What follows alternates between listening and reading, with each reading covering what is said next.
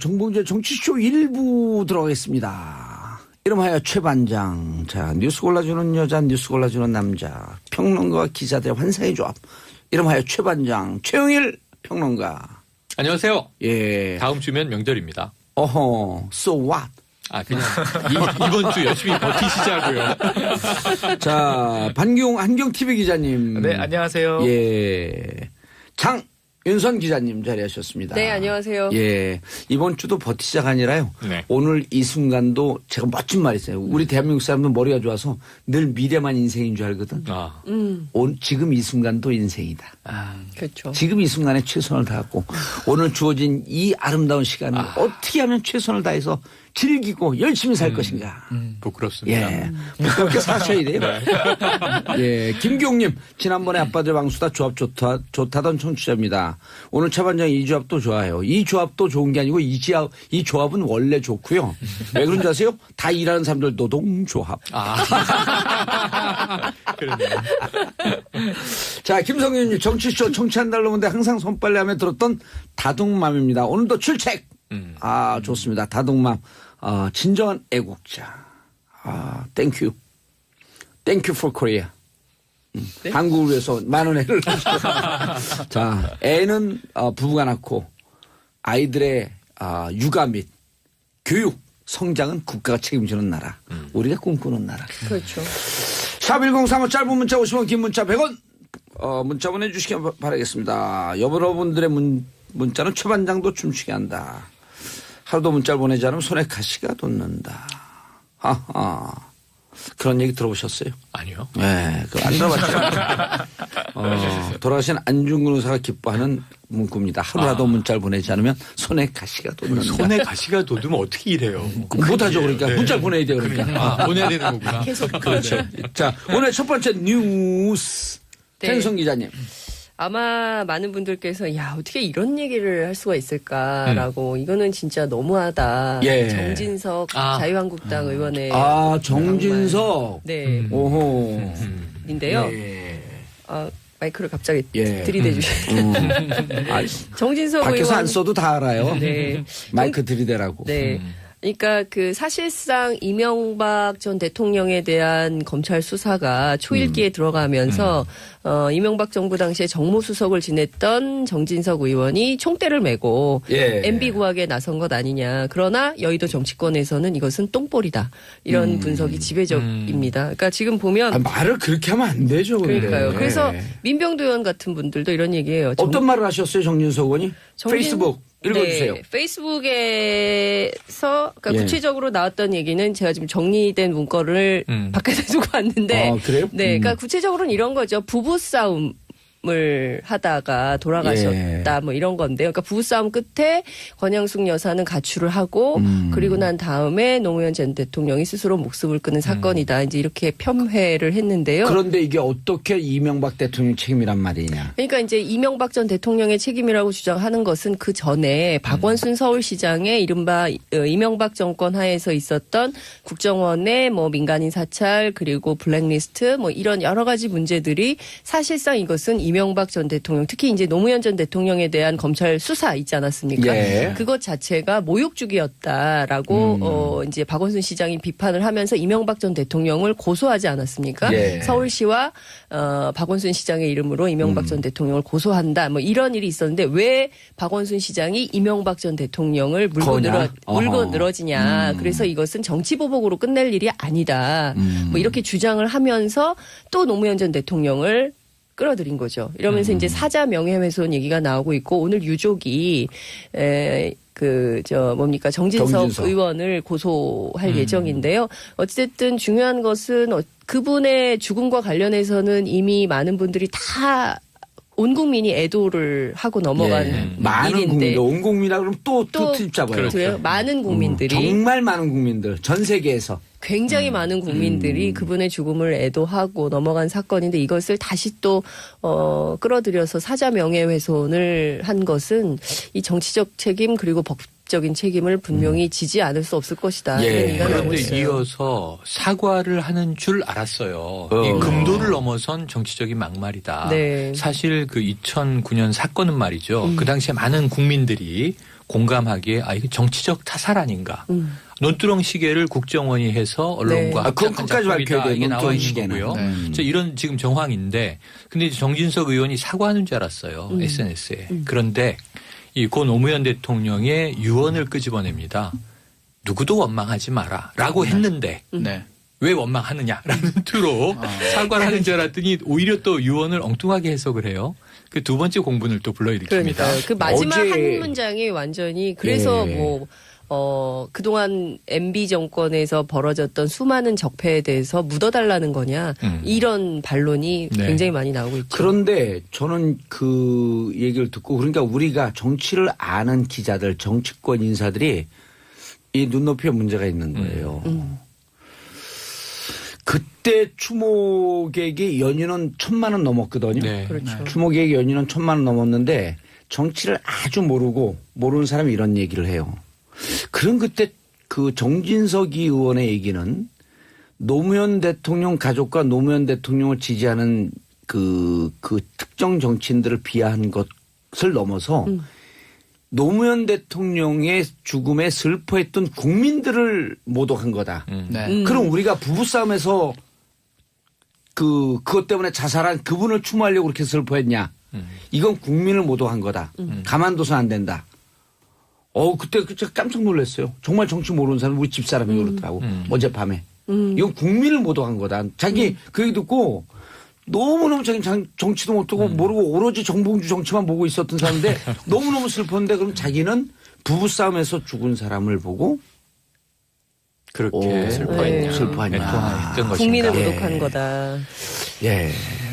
지금 알겠습니다. 제가 보기에는 어찌됐든 정진석 의원이 왜 그랬을까에 대해서 이제 기자들이 쭉 추적을 좀 하고 있는데요. 아니 근데 이제 상당히 지금 이게 우리가 다 아는 것 같지만 사실 정치권 공방에 대해서 소개를 좀 해줘야 돼요. 그러니까 제가 그 말씀을 좀 드리려고 너무 하는 우린 건데요. 잘한다고 생각하고 안 하면 예를 들었고 하태경, 장제원, 김경수 바로 이제 김경수 의원이 그랬잖아요. 사과 네. 필요 없다. 예, 타협 사과도 없다. 요구하지 않겠다. 그 예. 어떤 타협도 없다는 점을 미리 밝혀두겠다. 예. 허위로 고인과 유족을 욕보였다면 그에 따른 응분의 법적 책임을 지면 된다. 오. 이제 이렇게 응수를 했는데요. 예. 이게 뭐 이제 여권에서만 나오는 얘기가 아닙니다. 야권에서도 누가 또 그랬나요? 하태경 바른 정당 의원이 이런 얘기를 했어요. 그 추 한 입을 다물기 바란다. 아니요, 하태경 요즘 핫해. 여기 한두 번인가 왔었잖아요. 네. 요즘 하태경은 진짜 많이 해요. 여기 와서 그런가요? 아니 그게 아니고 자기 소신이 있고 사안별로 정확한 얘기를 하더라고. 일테면 저는 추미애 의원 할 때 막 소리 지고 나간 거 그거 싫었거든요. 네. 지적을 했는데 어쨌든 내용인즉슨 또 한쪽에서 보면 대통령조차도 지금 대북 강력 제재 얘기하는데 지금 대화 얘기할 때냐. 근데 그건 지적은 옳지 않았는데 어쨌든 자기 소신에서 또 얘기는 하더라고. 그렇죠. 예. 근데 저는 보수 정치인으로서 예. 뭐 이런 거예요. 한국당이 이제 이런 얘기를 했거든요. 한국당이 떠들면 떠들수록 적폐청산 구호만 더 요란해질 것이다. 느닷없이 노무현 전 대통령 가족의 금품수수 사건을 끄집어내서 물타기에 나선 한국당이 한심스럽다 이런 얘기를 했거든요. 누가요? 하태경 의원이. 그러니까 무슨 얘기냐면 계속 쓸데없는 얘기를 꺼내서 정치 쟁점화 한들 예. 그것이 결국은 한국당이나 바른정당이나 이런 보수정당의 입지를 넓히는 어렵게 것이 한다. 아니라 더 어렵게 하는 거다. 왜 이렇게 이런 정치를 하느냐. 예. 한심스럽다 이렇게 개탄을 한 것이죠. 장채원 의원은 또 뭐라 그랬어요? 장제원 의원은 노자만 나와도 벌떼처럼 달려든다. 그러니까 이분의 얘기는 약간 좀 그렇죠. 그러니까 이게 이를테면은 이제 노무현 전 장제원 대통령을 왔다 갔다 지지하는 해요. 분들 네. 그리고 또 문재인 대통령을 지지하는 분들 전체를 향해서 좀 비난 혹은 힐난하는 태도인데요. 예. 저는 국민을 바라보고 정치하는 현업 정치인들이라면 예. 국민들의 정서가 어떤지 국민들의 판단이 어떤지 이런 것들을 보면서 입장을 밝히는 게 굉장히 장제원 의원이 중요하다고 이렇게 봅니다. 얘기했다 그래. 노무현 전 대통령 성역이냐. 이 얘기를 하는 게 아니잖아요. 노무현 대통령 잘못한 거 우리도 비판하잖아요. 문제 그렇죠. 있는 건. 예. 그게 아니라 노무현 대통령의 죽음에 관한 팩트를 왜곡해서 그렇습니다. 사자의 명예를 훼손했기 훼손한 때문이기 거에 대한 때문인 얘기를 하는 거죠. 거죠. 노무현 대통령에 대해서 비판하지 말라는 얘기가 아니거든요.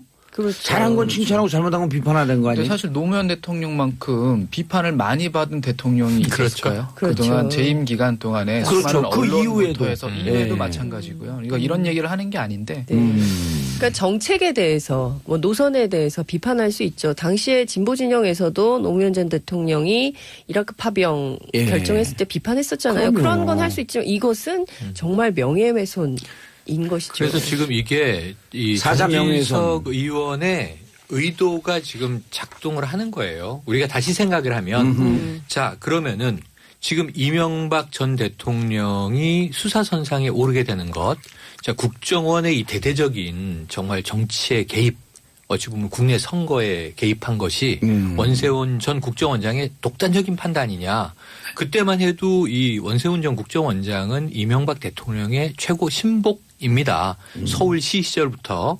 그런데 이제 사실 고 노무현 대통령은 국정원장의 독대를 하지 않았잖아요. 국정원은 이제 알아서 대공 업무를 하라. 대통령에게 보고하지 마라. 이랬었단 말이에요.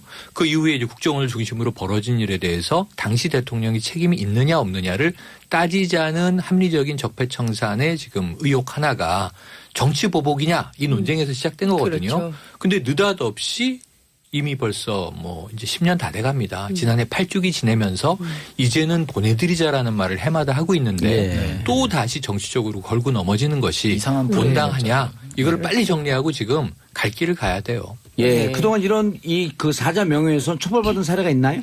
네, 많이 있습니다. 특히 이제 많이 기억들 하실 텐데요. 조현오 전 경찰청장이 2010년 경찰 강연에서 이런 얘기를 했었어요. 아하. 노무현 전 대통령이 뛰어내리기 바로 전날 차명 계좌가 발견되지 않았냐. 마치 그런 어허. 것처럼 이렇게 강연을 해서 이게 문제가 돼서 2014년 대법원에서 징역 8개월 실형을 살고 나왔나요? 예, 확정 판결을 받았고요. 오. 그리고 또 김경재 한국자유총연맹 회장도 예. 작년 집회에서 뭐 노무현 전 대통령이 수천억 원대 불법 자금을 받았다. 예. 이런 그 허위 사실을 언급해서 지난 7월부터 현재 재판을 받고 있고요.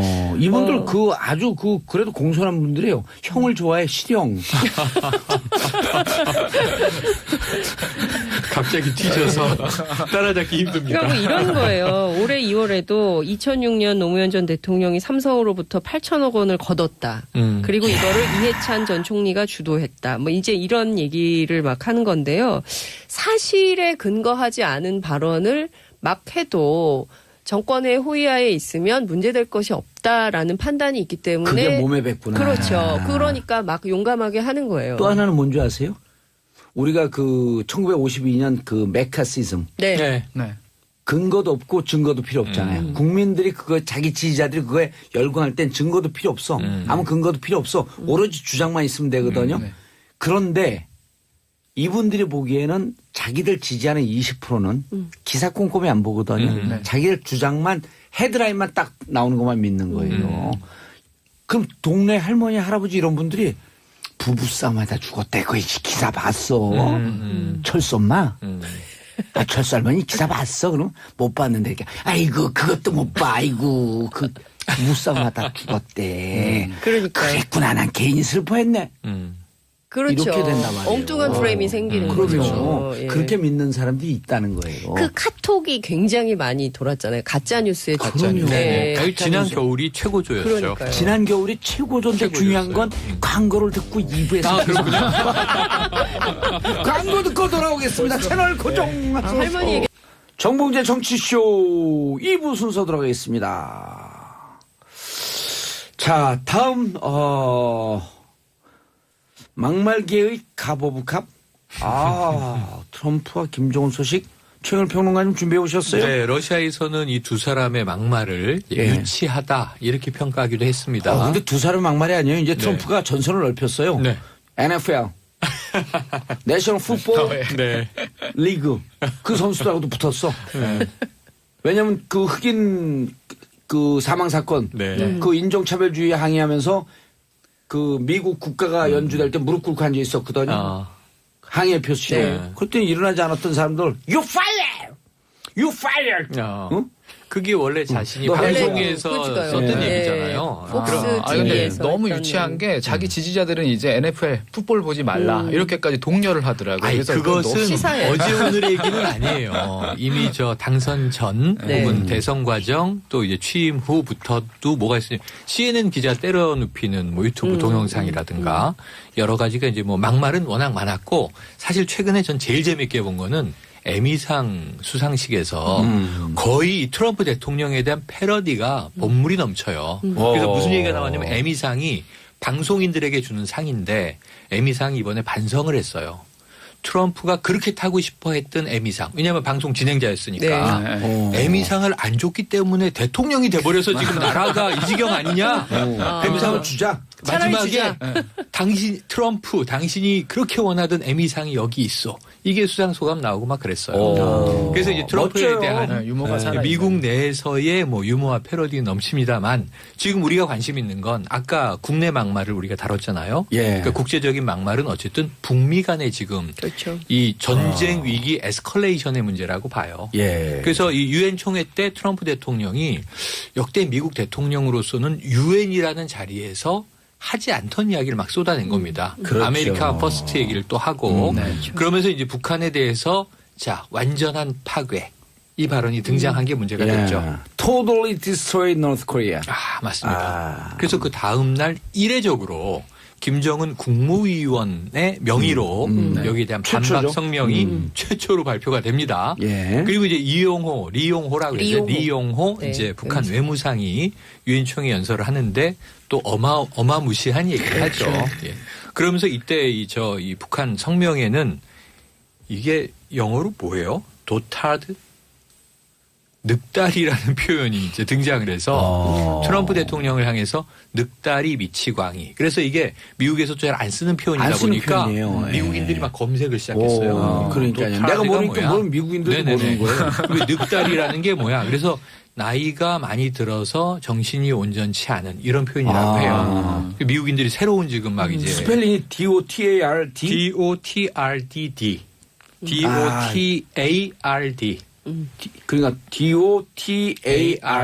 예. 도탈드라고 이제 돼 있는데 어쨌든 뭐 이게 새로운 표현까지 막 등장을 하면서 그러니까. 이 북한 리용호가 하는 얘기는 국내 방송이 지금 계속 이제 방송을 타고 있습니다. 예. 그런데 거기서 저는 제일 섬찟했던 이야기는 이런 거예요. 자, 이 공화국이 원하는 것은 미국과 힘의 균형을 이루는 것이다. 예. 우리 핵 보유했다. 이제 이런 암시를 이제 깔면서 막말을 쏟아내죠. 이미 일전에 인터뷰에서 그런 얘기를 하지 않았습니까?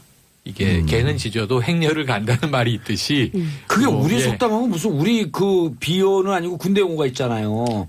있습니다. 그 X개는 짖어도 열차는 달린다. 달린다. 그리고 국방부 시계는 시계는 거꾸로 간다. 매달아도 국방부 시계는 간다. 그런데 예. 이게 원전을 막 사람들이 찾기 시작했는데 개가 짖어도 행렬은 간다. 이게 뭐냐 하면 예. 원래는 개가 짖어도 마차는 달린다인데 이게 바람과 함께 사라지다에 나오는 대사랍니다. 오. 새로운 사실이에요. 네. 그래서 어찌 보면 이제 굉장히 맞아. 그래서 바람과 함께 예. 사라진다의 대사도 인용을 했다. 예. 예. 그렇죠. 미국 헐리우드 영화를 이용했다. 이게 코리안 속담인 줄 알았는데 뭐 이런 아주 재밌는 일화들이 쌓이면서 중요한 건 뭐냐면 어쨌든 이 트럼프 미국 대통령과 북한의 막말 경쟁이 막 최고조로 치솟는 가운데 지금 전략자산은 전개했고요. B1B를 오늘 아침 조간 기사를 보시면 북한의 지대공 미사일 레이더가 겨냥했다. 여차하면 이제 격추시킬 지금 상황까지 격추 못 시킨다는 거 아니에요? 못 시킨다는 거죠. 5,000km로 고도가 너무 예, 높습니다. 5,000km 나르기 때문에. 그래서 어쨌든 이런 이야기가 막 뒤범벅이 돼서 결국은 이제 국민들이 느끼는 전쟁 공포의 문제인데 자 빨리 이 위기 국면이 좀 해소돼야 될 것 같은데 또 러시아에서는 또 색다른 해석이 나오기도 했죠. 아니 5,000km 내가 얘기해보고 이상한데 왜냐하면 대기권은 100km 아니에요? 대기권 내에 공기가 모여 있는 게 80km까지니까 대략 100km까지를 대륙권으로 봐요. 대륙권. 예, 그 위에로 가면 이제 성층권이 있고 열권이 있고 해서 사실 대기권은 1,000km 정도를 보니까 5,000km는 아니고 한 500km 정도가 아닐까 싶습니다. 비연비. 네. 예. 근데 어쨌든 이게 그 지대공포가 못 쏜다는 거 아니에요? 못 쏩니다. 예. 고도를 위에서 이렇게 높이면. 뻥 올라오면 더 올라와봐, 더 올라와봐 그런다는 거 아니에요?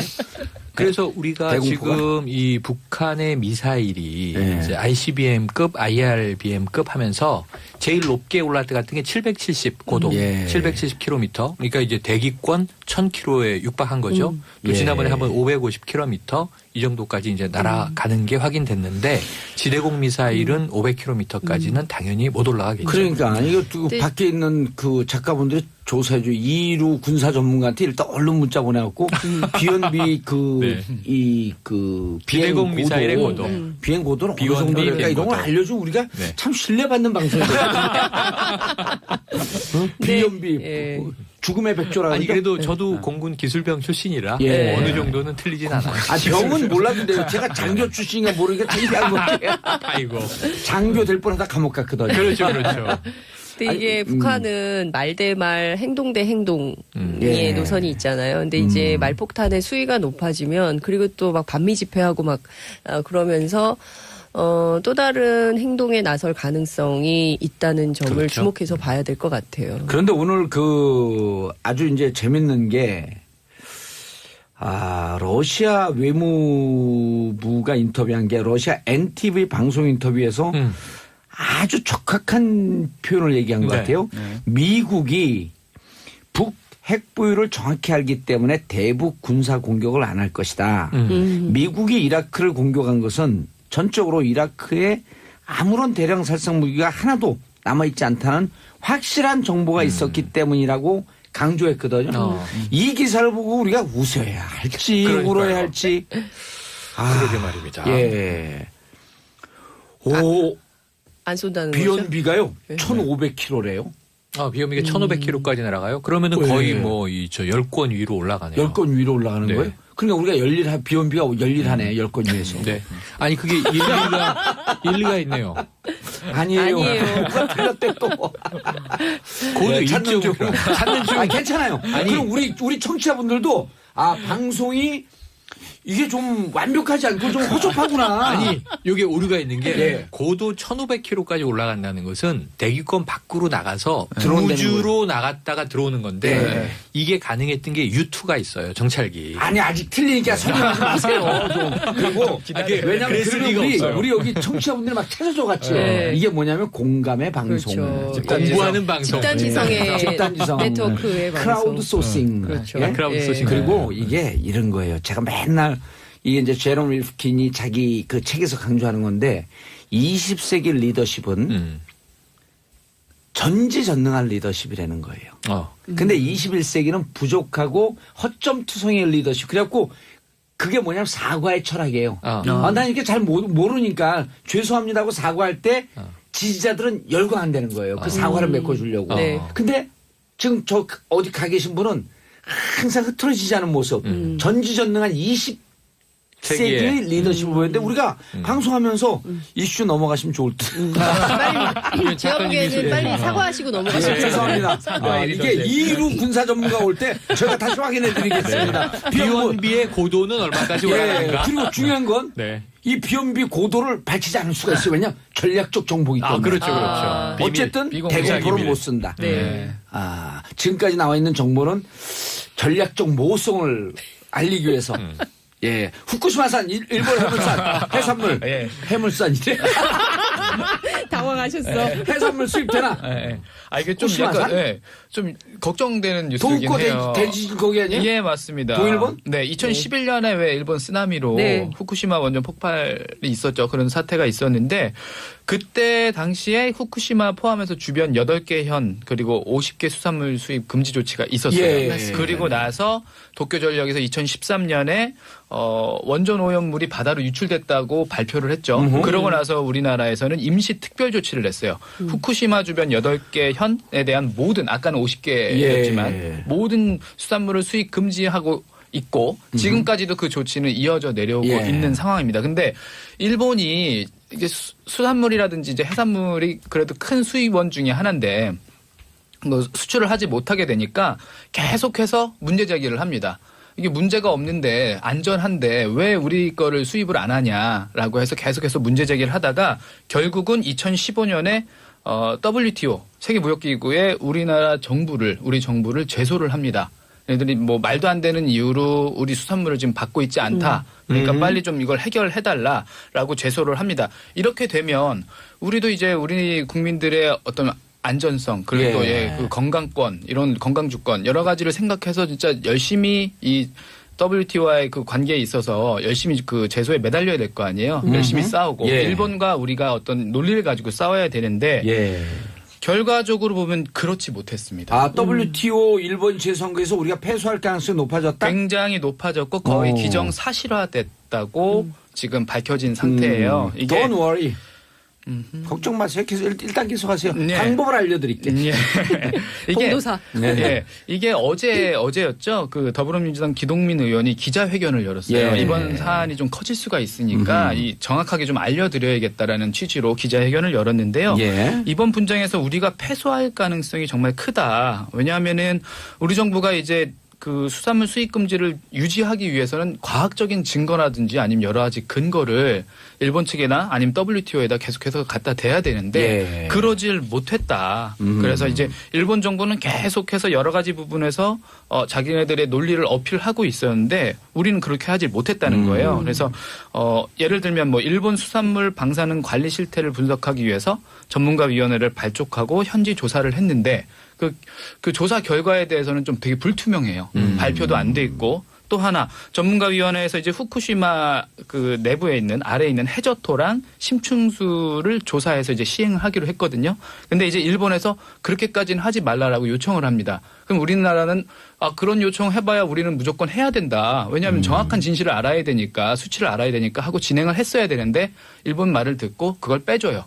그러니까 이제 지금 여러 가지로 그 제대로 된 안정성이라든지 이런 것들이 검증이 안 된 그런 상황인 거죠. 그렇기 때문에 실제로 패소할 가능성이 굉장히 높아졌다. 지금 현재 좋지 않은 상황이고요.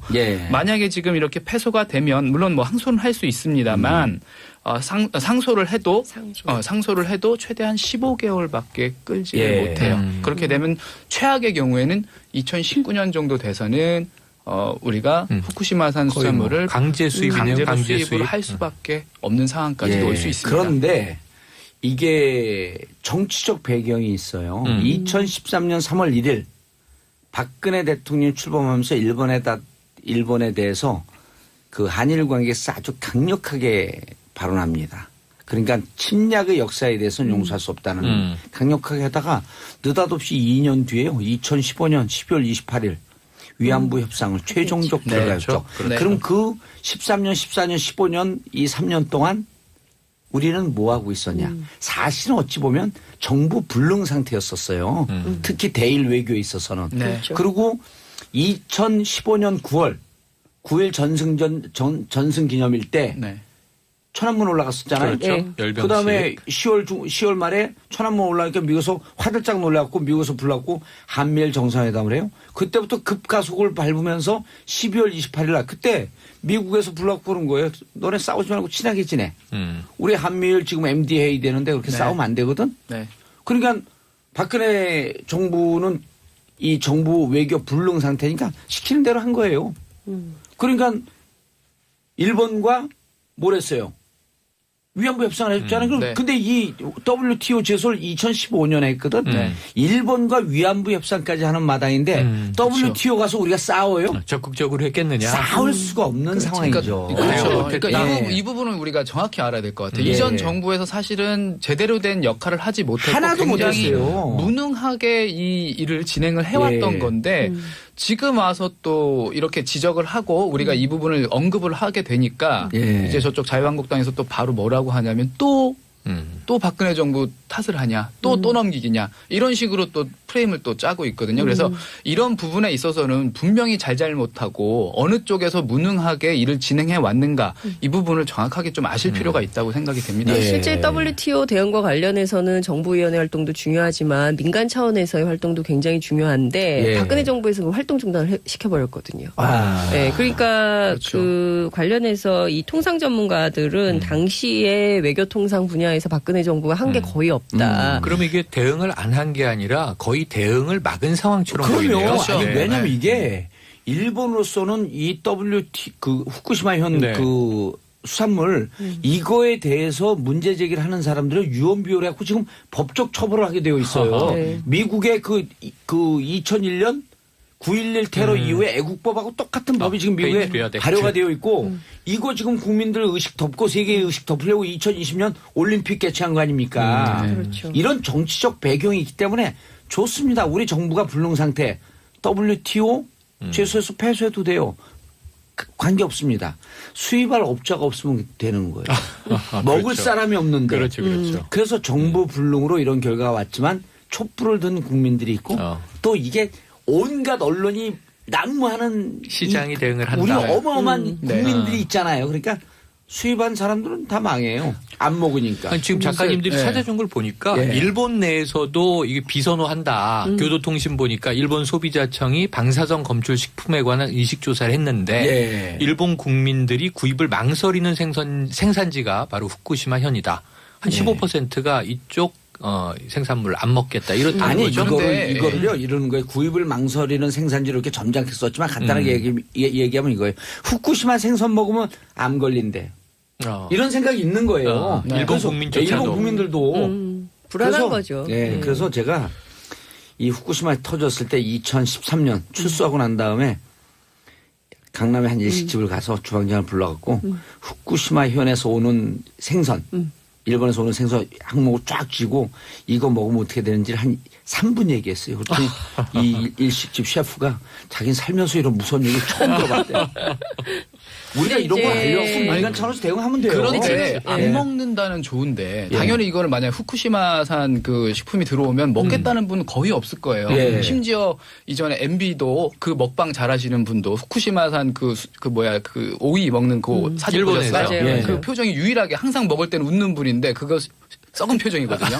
그러니까 이거를 좋아하시는 명예훼손을 분들 걸리고 아니 썩은 표정을 썩은 표정이라고 좋지 하는데 않은 표정이시거든요. 예, 저거 근데 썩은 표정이라는 건 없어요. 좋지 않은 표정, 나쁜 표정, 인간이 아닌 표정, 동물의 표정 이런 거 좋아요. 걱정이 되는 부분은 뭐냐면 이게 만약에 들어오게 되면 이게 수입업자분들이나 이게 좀 항상 못된 짓을 하시는 분들이 있잖아요. 원산지를 속여서 그래, 유통을 그래. 한다든지 그게 문제예요. 헐값으로 유통을 해서 어디 뭐 대량으로 납품을 한다든지 경제적 이익이 이런 높으니까. 부분에 대한 반기용 감독이 기자님, 대한민국 철저해야 네티즌 되고. 수사대를 우습게 보세요.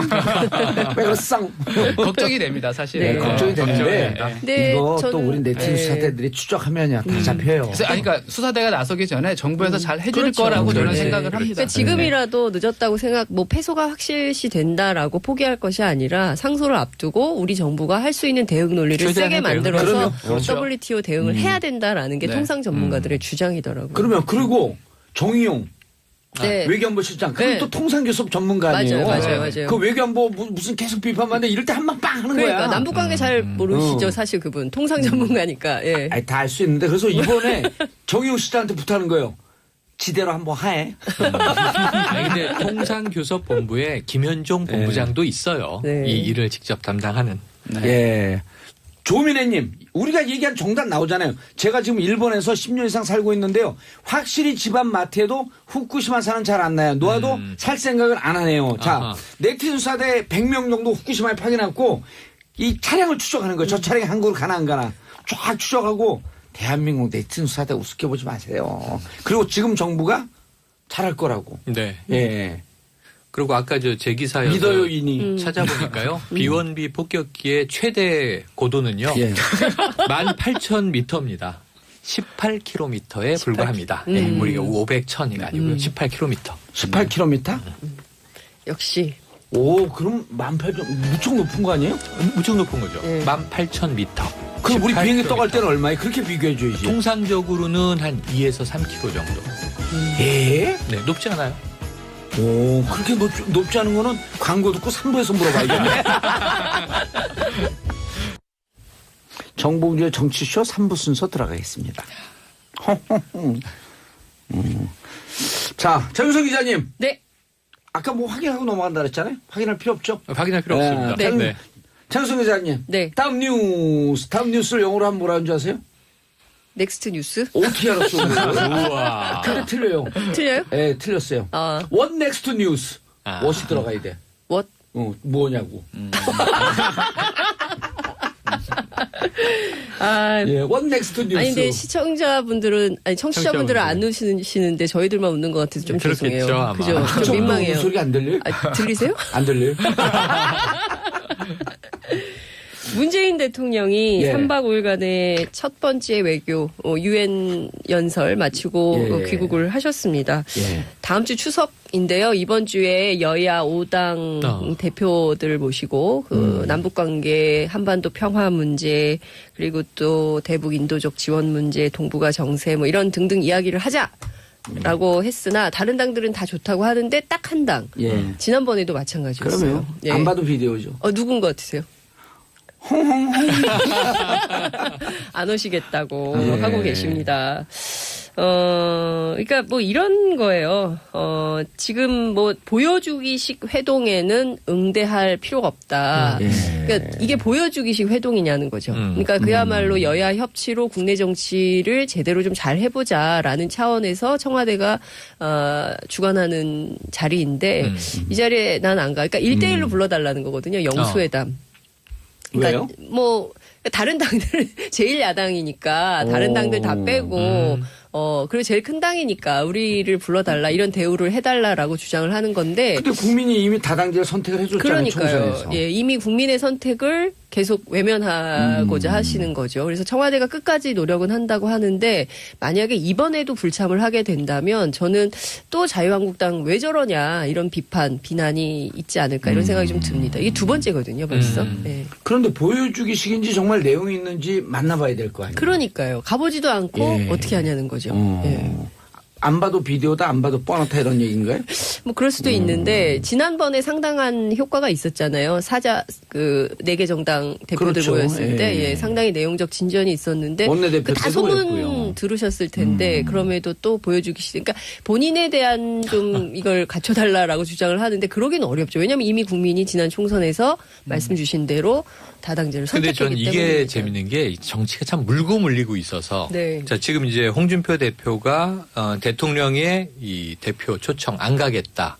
쇼통이다. 지금 이렇게 비판하고 있는 그렇죠. 거잖아요. 그래서 예. 보이콧이 계속되고 있는데 예. 또 다른 정치인이 홍준표 대표를 향해서 쇼통하지 마라. 쇼통이다. 이런 분이 있는데 아까도 등장했던 하태경 의원이에요. 지금 어떤 논란이 좀 있냐면 홍준표 대표가 이 자유한국당의 디지털 정당 부위원장에 외부 인사들을 영입했어요. 예. 22일부로 지금 이름을 읽어드리면요. 이 김찬식 해병대 전국 총연맹 본부장. 오호. 빨간 모자에 예. 선글라스 딱 끼신 분입니다. 백경숙 전 박사무 서울 북부 본부장. 그리고 이제 박사모. 가장 네 오호. 박사무고요. 그리고 이 주옥순 현 엄마부대 MFN 엄마방송 상임 대표. 이 주옥순 씨 이분이 거의 모든 친박 집회. 뭐 소위 일명 뭐 지난 이제 겨울 동안의 태극기 집회 앞장서서 굉장히 목소리를 높였던 예. 분이고 이 박근혜 전 대통령의 이 사택 앞에서 또 지금 벌어지고 있는 재판 그 예. 이제 법정 네. 전후에서 활동을 활발하게 하는 분이에요. 그러다 보니까 하태경 의원의 말은 이거예요. 오른손으로는 친박 청산, 예. 왼손으로는 친박 영입. 그럼 왼손이 하는 일을 오른손이 모르게 하는 건가? 이런 얘기를 하고 있는 거죠. 하태경 의원 하태. 오. 어떻게 보세요? 그런데 무슨 위원회 영입을 했다고요? 디지털 정당위원회. 디지털 정당위원회인데 이분들 IT하고는 전혀 관계가 없어요. 지금 전국을 뚫으셨습니다. 아니 이분들 아니 저희는 참아할 수 없는 얘기를. 아니 그래 이분들 그 핸드폰 기능 1%도 이해 못할 텐데 요즘 아이폰. 그래서 지금 아시겠죠? 걱정이 스마트폰. 저는 자유한국당 입장에서 걱정이 되는 예. 게 제가 IT 벤처 출신인데 2003년에 예. 열린우리당 창당될 때 처음으로 모든 정당의 전자정당위원회 이 맞아요. 파티라는 게 생겼어요. 그렇죠. 그때 제가 이제 자문위원을 했는데 유시민 위원장 뭐 허운나 위원장, 처음에 백이선 위원장 예. 이런 분이었어요. 그런데 지금 자유한국당의 디지털 정당위원회면 젊은 층에 다가가기 위해서 할 일이 참 많다고 보여져요. 그런데 이분이 아까 뭐 MFN 엄마 방송 상임대표라고 이제 이 예. 직함을 소개드렸지만 디지털 정당으로 전 해병대 전후회 뭐 부위원장 예. 뭐 이런 분들이 역할을 무엇을 하실까 좀 걱정은 됩니다. 아, 이분들이 일단 기본적으로 디지털 정당 그 위원회 위원이 되려면요. 두 가지를 해야 돼요. 첫 번째, 정봉재 정치쇼. 강원도에서 오지 않은 양구 뉴스 들어야 돼요. 이게 과학과 정치가 만날 때 정치인의 역할. 근데 이거 보면 다 잘 이해를 못하는데 제가 설명을 잘하고 이해하는 거거든요. 두 번째 기본적으로 영화를 봐야 되는 게 있어요. 마이너리티 리포트. 그 톰 크루즈 나왔던 네. 거. 그렇죠. 눈빛을 딱 보면서 핸드폰 바꿀 때 됐습니다. 이게 21세기 다음 세대에서 어떤 광고의 의미가 있는지, 광고는 어떻게 변하는지, IT는 어떻게 변하는지, 그리고 이분들한테 3월 인터넷을 영어로 뭐라고 그러냐고 네. 쓰고 IoT. 네. 써주면 어떻게 읽으냐면 10T 이렇게 하고 읽거든요. 일단 기본적으로 IT에 대한 좀 이해가 있어야 돼요. 네네. 기술은 몰라도 변화하는 흐름은 알아야 되는데 다 이분들은 오프라인에서 강한 분들이에요. 이분들이 자유한국당에서 이제 뭐 타이틀을 맡으셨으니까 예. 한번 이 자리에 초청해서 디지털 IT에 역량 대해서. 검증을 한번 하세요. 예, 최영일과 강양구 기자 앉혀놓고. 왜냐하면 검증단. 이분들이 의외로 엄청난 손가락으로 카톡을 유포시키는 또 능력이 있으실 수 있어요. 예. 왜냐하면은 이 군중 동원력이 또 만만치가 않은 분들이에요. 그렇죠. 네. 물론 이제 자금 문제라든가 여러 가지 지금 또 이제 의혹의 대상이기도 합니다만. 옛날에 그 디지털 정당위원회 했는데 좀 연로하신 분이 왔고 이 마우스 더블 클릭이 안 되는 분도 계셨어요. 있었어요. 더블 클릭 못하는 분들이 있었어요. 자, 895님 네 분 너무 호탕하게 웃으셔서 기분이 좋아지네요. 좋은 바이러스 전파해 주시네요. 아까 우리끼리 웃는 것 같아서 죄송하다고 네. 하는데 그렇지 네. 않게 네. 895님은 자주 문자 보내주신 분이에요. 자, 샵 1035 짧은 문자 50원 긴 문자 100원 문자 보내주시기 바라겠습니다. 여러분들의 문자는 최반장도 춤추게 한다. 원래 이게 그 스마일 바이러스 실험하잖아요. 지하철 이런 데서. 네. 한 사람이 웃고 그 유튜브에도 보면 있어요. 네. 웃음 전파력. 웃음 바이러스. 네. 해피 바이러스 이런 거 하면 한 사람 웃고 다른 뭘 보고 웃나고 다른 사람 쫓아웃다 보면 웃음이 퍼지는데 2, 3분밖에 안 걸려요. 예. 자, 다음 반기웅 기자님. 반기문과 전혀 관계없는. 예, 반기웅 기자님. 예. 관계는 조금 있습니다. 왜요? 예. 반씨? 종친. 네, 종신이고 이번에 또 고향에 오셨더라고요. 오. 제가 뭐 벌초하고 하는데 만나셨어요? 예. 아니 저는 일이 있어서 못 아니, 그럼 뭐 갔는데 전해 들었습니다. 반기훈 웅 기자와 네. 반기문 두 분의 성을 합하면 일이 되잖아요. 아, 그러네요. 예. 관계 일도 있다. 반지 1 있습니다. 반지 1 있고요. 네. 아니 지금 가져온 뉴스는 이제 예. 파리바게뜨 관련된 뉴스를 가져왔습니다. 계속해서 얘기가 나오고 있고요. 예. 지금 오늘도 나올 거고 아마 당분간은 나올 겁니다. 왜냐하면 여기 좀 시사하는 점들이 좀 있어요. 그래서 오호. 예. 그냥 내용을 간략하게 먼저 말씀드리면 많이들 알고 계시겠지만 고용부에서 이제 파리바게뜨에서 일하고 계신 제빵 기사분들을 직접 고용해라. 한 5,373명. 예. 직접 고용을 해라라고 이제 시정 명령을 내렸습니다. 지금 그러니까 다시 얘기를 하면 가맹점에서 지금 파리바게뜨 빵집에서 일하고 계신 제빵 기사분들 대부분이 비정규직. 비정규직뿐만 아니라 그 협력업체 소속이에요. 그러니까 파리바게뜨 고용돼 소속이 아니고요. 파리바게뜨 말고 이제 가운데 있는 협력업체. 예, 가맹점주, 그 가맹점주 그 파리바게뜨 빵집 소속도 아니고 파리바게뜨 본사. 여기 소속도 아니고 가운데 있는 협력업체 소속입니다. 협력업체에서 파견 도급입니다. 예, 그렇죠. 도급 형태로 가 있는 거예요. 예, 그런 상황인데. 이게 소속 자체가 그러니까 이제 협력업체 소속인 거죠. 그러니까 어허. 그런데 일은 어떻게 하고 있었느냐 고용노동부에서 살펴봤더니 결국은 본사의 지시에 따라서 다 움직이고 있었던 거죠. 그 직접 대법원 판례에 고용해야죠. 따른 대법 판례가 있거든요. 네. 그럴 경우에는 본사 고용으로 본다. 네. 라고 하는 대법 판례가 있어요. 네. 예. 이런 관련해서 소송도 계속해서 지금 이어지고 있는 상황입니다. 근데 그 예를 들어보면 단체 카톡방을 만들어서 업무 지시를 세밀하게 한다든지 아니면 뭐 근태 체크를 한다든지 몇 시 출근해서 몇 시 퇴근한다든지 아니면 승진 있죠. 예. 뭐 그러니까 언제까지 일하면 뭘로 뭐 올려주겠다. 뭐 이런 식으로 이제 그 인사 승진까지도 다 본사에서 관리한다. 거예요. 기억나시죠? 예. 그때 세월호 노트북에서 나온 국정원이 근태와 맞아요. 예. 일지 관리하면 그래갖고 그때 휴가 판례를 관리도. 뒤져봤더니 네. 이 정도면 국정원에서 직접 소유로 보고 그렇죠. 직접 근무하는 그렇습니다. 것으로 봐야 한다. 맞습니다. 비슷한 상황이에요. 그래서 지금 봤더니 협력업체 소속인데 왜 쓸데없는 제3, 제3자가 예. 이렇게 업무를 지시하고 감독하고 하느냐. 그러니까 이렇게 하려면 직접 파리바게뜨 너네가 고용을 해서 임금도 더 올려주고 정상화시켜라. 라는 게 이제 고용노동부의 취지입니다. 예. 이렇게 돼서 그렇게 하지 않으면 과태료 530억 원을 내거나 아니면은 앞으로 계속해서 최대 1,600원까지 과태료 그리고 또 이제 수사까지도 600억? 착수를 할 수 있다라고 하는 게 현재까지 나온 얘기인데 지금 이렇게 얘기가 나오면 언뜻 생각해 보면 또 우리가 당연히 비정상화에서 정상화로 예. 가는 과정 아니겠느냐 이렇게 생각을 할 수 있잖아요. 당연한 그런 사고의 귀결이라고 생각을 하는데 이런 논리가 나옵니다. 이렇게 되면 한쪽에서는 또 이렇게 얘기를 해요. 이렇게 되면 파리바게뜨뿐만 아니라 파리바게뜨가 이제 우리나라의 그 어떻게 보면 제빵 시장에 굉장히 큰 대표적인 역할이죠. 예. 거의 그게 지금 원래 공룡이죠. 그 본사가 어딘가요? SPC죠. SPC 예. 그룹. 삼립, 샤니 여기부터 시작했던 SPC 아, 그룹. 삼립빵. 좋아하시나요?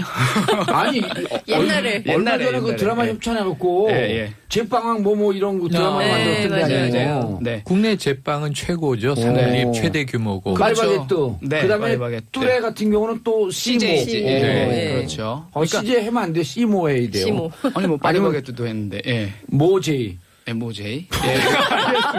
근데 SPC는 어마어마한 프랜차이즈 왕국이에요. 예. 지금 파리바게뜨 또 자매 브랜드인데 파리 크로아상 네. 또 뭐 베스킨 라빈스 뭐 여러 가지가 던킨 있잖아요. 도너츠, 던킨 도너츠. 도너츠. 하여튼 뭐 프랜차이즈 뭐 파스구찌도 아마 그렇게 파스구찌. 알고 있죠. 하여튼 그런 그래서 상황인데. 거기서 그런 구호가 나왔네요. 이 그 협력업체 근로자들 쭉 노동자들이 있으면 고른다 그래서 골라 먹는 재미가 있네. 그건 써리원이라 그런 거 아닌가요? 서리원이 바스킨 라빈스요. 그렇죠. 베스킨 라빈스. 그러니까. 예. 그런데 이제 논리가 이제 계속해서 뭐라고 나오냐면 그 기업 입장에서 자꾸 대변하는 논리가 나오고 있어요. 뭐냐면 이렇게 되면 빵값이 계속 올라가게 된다. 어허. 그걸 버티지 못하고 그 가맹점주들이 폐업을 하게 된다. 이렇게 예. 되는데 사실 이 부분을 좀 정확히 봐야 될 필요가 있습니다.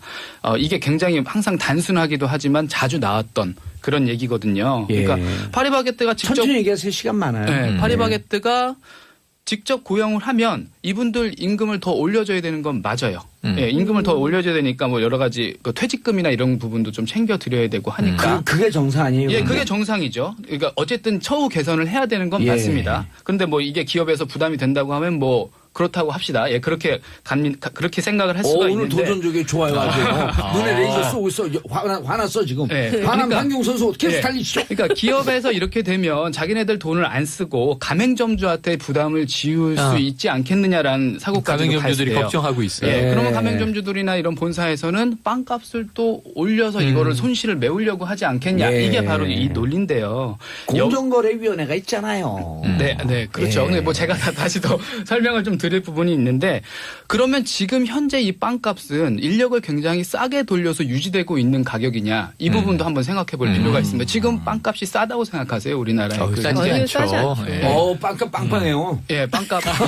빵빵합니다. 세요 예, 아주. 이웃 나라 일본과 비교해서도요. 우리나라보다 여러 가지 물가가 높은 일본과 비교해서도 절대 싸지 않고요. 오히려 높으면 높았다고 볼 수가 있는 그런 수준이거든요. 어쨌든 지금 이렇게 싼 인력으로 유지를 하고 있는 빵값이 이 정도 수준인데 뭐 여기에 대해서 뭐 가격 가지고 얘기하는 부분은 좀 옳지 않다. 좀 합리적이지 않다. 이런 부분이 하나 있고 두 예. 번째는 뭐냐면 여기에 이 논리에 하나 빠져 있는 게 협력사가 있습니다. 아까 지금 이 협력업체. 제빵 그 기사분들께서 제빵사분들이 소속이 협력업체 소속이라고 인력만 했잖아요. 고용하고 있는 예. 별다른 기능은 없죠. 근데 지금 이분들 제빵 기사분들 월급을 어떻게 받냐면요.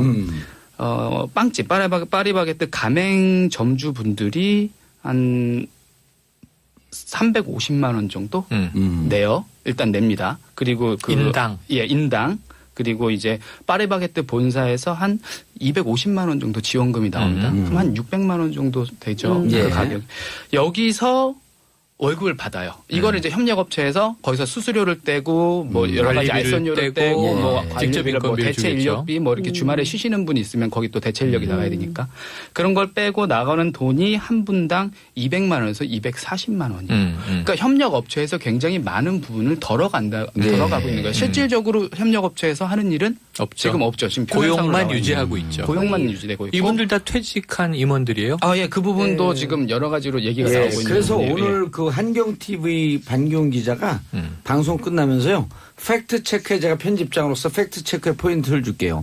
협력업체가 유지되고 있는데 네. 퇴직한 그 SPC 임원들일 거 아니에요? 네. 그리고 SPC와 직접적으로 연관이 있는지 조사하면 직접적으로 연관이 있습니다. 연관 있습니다. 예, 그 그리고 부분은 일정 정도 밝혀졌어요. 예. 투자해서 그 회사가 유지가 되고 전체 지분의 일정 정도 SPC가 갖고 있을 거예요. 네. 자, 그거 하나 하고 팩트 체크 포인트 1, 포인트 2. 인접한 나라들의 아까 얘기했던 일본. 네. 결코 싸지 우리가 싸지 않습니다 하지 말고 팩트 체크를 딱 해주세요. 대만, 한국, 일본. 그럼 전적 딱 나오는 거예요. 그다음에 인건비 비싼 프랑스. 네. 이런 데하고 딱 비교해 주면요. 이 사람들이 폭리를 취하고 있었던 거거든. 그러니까 결과적으로 네. 보면 모든 것은 다 소비자목. 그다음에 가맹점주목. 그러니까 맞아요. 그리고 자기들 공룡은 책임지 주머니는 두둑히. 그러니까요. 예. 그러니까 저는 이런 고리를 이제는 끊어야 된다고 그러면 생각해요. 비정상의 정상화. 김상조 위원장께서 좀 예. 아, 근데 그리고 우리 왜 비정상이 정상한 줄 알아요? 비정상이었던 나라가 이제 세계 정상의 나라로 가자는 거예요. 그렇죠.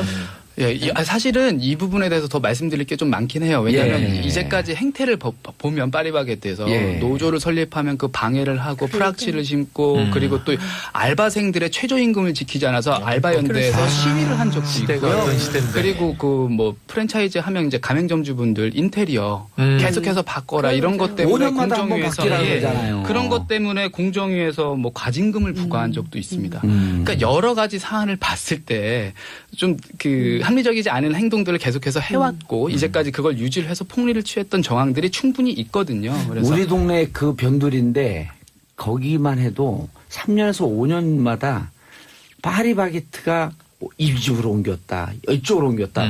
왜냐하면 인테리어를 바꾸라 그러니까 그 비싼 건물에서는 못 버티는 거예요. 그러니까 옆에 더 싼 데로 그러니까 점점점 자꾸 구석으로 몰려가더라니까. 그럼 왜 그러냐 그랬더니 그거 하던 분이 그 프랜차이즈 포기하고 다른 거로 옮겨갔어요. 왜 그러냐 그랬더니 3년서부터 5년쯤 지나면 인테리어 그 리모델링 하라고. 리모델링 안 하면 그 다음에 결론이 이거예요. 그래요? 방 빼. 할 사람 줄 서 있어요. 네. 그러니까요. 정말 지금 이런- 얘기는 파리바게트 문제만 아니고 프랜차이즈 전반의 문제라는 점 때문에 작가분들이 열받았어요. 파리바게트만의 문제가 아니라 대한민국 프랜차이저의 문제. 우리 네. 청취자님 얘기도 예, 있네요. 유혜영님. 저도 은행에서 도급직으로 일하고 있는데 남 얘기 같지 않네요. 답답합니다. 그렇죠. 이 처우가 불안정하고 최영일 평론가 이거 왜 읽는지 모르죠. 방송 진행을 한 20개월, 2년쯤 하다 보니까 답답한 거 저걸 빨리 읽어주고. 강박증입니다. 네. 자, 다음 뉴스 장윤성 기자님. 네. 시간이 얼마 없는데 그러니까 근데 그러네요. 콤팩트하게 말씀을 드릴게요. 네. 예. 그러니까 바른정당의 이제 존재론적 위기가 막 증폭되고 있어요. 이른바 이제 보수통합 때문에 그런 건데요. 당내에서는 자강파 대 이 통합파 간의 이제 갈등과 대립이 좀 증폭이 좀 되고 있는데 중요한 게 이제 MB 수사 앞에 얘기했던 그 얘기로 이제 돌아갑니다. 결과적으로는 MB 수사와 관련해서 내부에 이른바 이제 김무성 의원을 중심으로 한 통합파 또는 유승민 의원으로 중심으로 한 자강파가 어떤 선택을 하느냐에 따라서 새로운 전환점을 맞게 될 걸로 보인다. MB 수사에 대한 입장. 그렇죠. 근데 통합파도 두 방향이라 네, 자유한국당으로 돌아가자도 돌아가자는. 있고 국민의당과 합쳐야 되는 그렇습니다. 것도 국민의당과 다르잖아요. 쪽도 좀 고개를 들기 시작하네요. 네, 그러니까 중도 통합, 보수 통합 이렇게 좀 또 나뉘어요. 지금 대표는 누구예요? 지금은 비대위 체제고요. 비대위, 11월에 네. 지금 대표를 11월 뽑아야 13일. 됩니다. 11월 13일. 하태경, 하태 의원이 지금 출마. 선거운동 해주시는 거 아니에요? 예? 선거운동. 아니에요. 우린 정치에 관여하면 안 되죠. 우린 중립이죠, 중립. 방송인이시니까. 그러면 방송. 우린 정치 안 하는 사람들 아니. 저는 못 하는구나. 근데 이제 너무 중요한 솔직하시다. 거는 보수 정치가 여전히 또 이제 뭐 반문 세력 규합 이런 주장을 하고 있어요. 근데 누구 한 개인을 반대하기 위한 정치 정치는 지난 그 대선을 통해서 이미 정리가 됐는데 또 그리로 간다는 것은 그야말로 좀 쾌쾌 묵은 옛날 정치를 퇴행하는 것이다. 이런 말씀 좀 드리고 싶네요. 아니, 저 보는 라디오로 제 얼굴이 나와서. 네? 본인 얼굴을 보고 계신 거예요? 아니, 잘 안 보여. 그렇게도 네. 전 부끄러워서 못 예, 보겠어요. 그런데, 지금 현재까지는 통합파가. 네. 보수 통합파가 좀 그 강성을 보이다가 최근에 네. 중도 통합파가 또 고개를 들고 나와요. 있죠. 왜냐하면 내년 지방선거 때문에 그렇습니다. 특히 이제 바른정당 같은 경우에는 그 수도권에 예. 굉장히 그 좀 깨끗한 보수, 제대로 된 보수, 개혁 보수를 좀 해야 된다. 그러니까 그 박근혜식 보수는 이제 그만해야 된다라는 생각이 굉장히 많은데 내년 지방선거에서 다만 얼마라도 하려면 이 노선을 견제해야 된다는 것이죠. 근데 과거의 보수와 또 결합을 한들 이것은 결국 망하는 퇴행의 길로 간다. 뭐 이런 이제 갈등이 계속 있는 거예요. 그래서 차라리 국민의당과 함께해서 중도 보수 통합을 하자라는 주장이 있고요. 아니다. 여전히 우리는 그래도 보수의 파이를 키워야 된다. 그래서 과거의 자유한국당과 보수 통합, 큰 통합을 해서 크게 나가야 된다라는 주장이 이제 갈등하고 대립하고 있는데 제가 정답을 얘기해 드릴게요. 네. 자유한국당과의 통합은 100개 통합. 백기 백기투항. 100개 통합. 아니, 100개 통합. 네. 그 다음에 바른정당과 국민의당과 국민의당. 통합은 연대 통합. 연대 통합. 딱 결론이 그거예요. 100개 통합할 거냐, 연대 통합할 거냐. 100개 통합하면요. 그 중에 또 그쪽과 내통하고 있던 사람들은 지분을 좀 받아요. 전체는 100개 통합하면서 자기 한두 명은 딱 살아나. 네. 이게 안 보여요?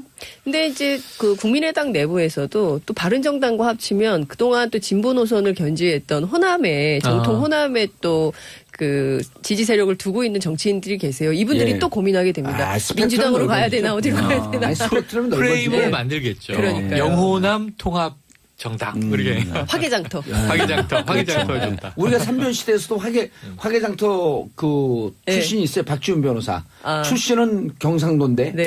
지향은 호남. 그렇죠. 그리고 그렇죠. 와갖고 맨날 이거 하는 사람이 있어요. 성대모사. 이승엽입니다. 안녕하세요. 이승엽입니다. 그 화개장터. 네.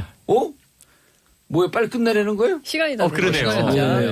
아직 FTA 얘기해야 되는데, FTA는 조금 더 시간이 있으니까 다음 주에 해도 되겠네. 그렇죠. 네. 그렇죠? 네, 이제 어쨌든 네. 다시 진행이 되고 있다. 2차 회기가 이제 또 시작이 됩니다. 오늘 반기훈 네. 기자 그 분량도 좀 늘어났고. 그러네요. 그다음에 오늘 원포인트. 오늘 저돌적이에요. 아니, 원포인트 오늘. 네. 이 편집 포인트까지 딱 잡았잖아요. 팩트 체크. 왜냐면 좋아하니까 빵집하면 지금 이 검색 순위에 올라가요. 그럼 중학생 예. 승급. 예, 이제 고등학생으로 올려야죠. 자, 세 분 인사하시고요. 네, 네, 고맙습니다. 세 분 평론가 정봉재 정치쇼 4부 들어가겠습니다. 월요일 4부는 늘 보수의 품격. 자, 할 말을 한다. 나라도 걱정하는 돌직구. 오늘도 정정브라더스 정두원 의원님. 네, 정두원입니다. 정태근 의원님. 예, 안녕하세요. 정태근입니다. 예. 자, 첫 번째 이슈 자유한국당. 우리가 1, 2, 3부에서도 잠깐 얘기했는데 좀 다른 각도로. 네. 정진석 의원 발언 파장. 왜 이런 글을 썼대요. 잘 아시잖아요. 우리 정두원 형님. 좀 욱하는 게 있어요, 그분이. 동생들 좀 관리 좀 잘하세요. 근데 어쨌든 결과적으로는 엄청난 이슈를 만들어낸 거죠. 큰 이슈예요, 이거.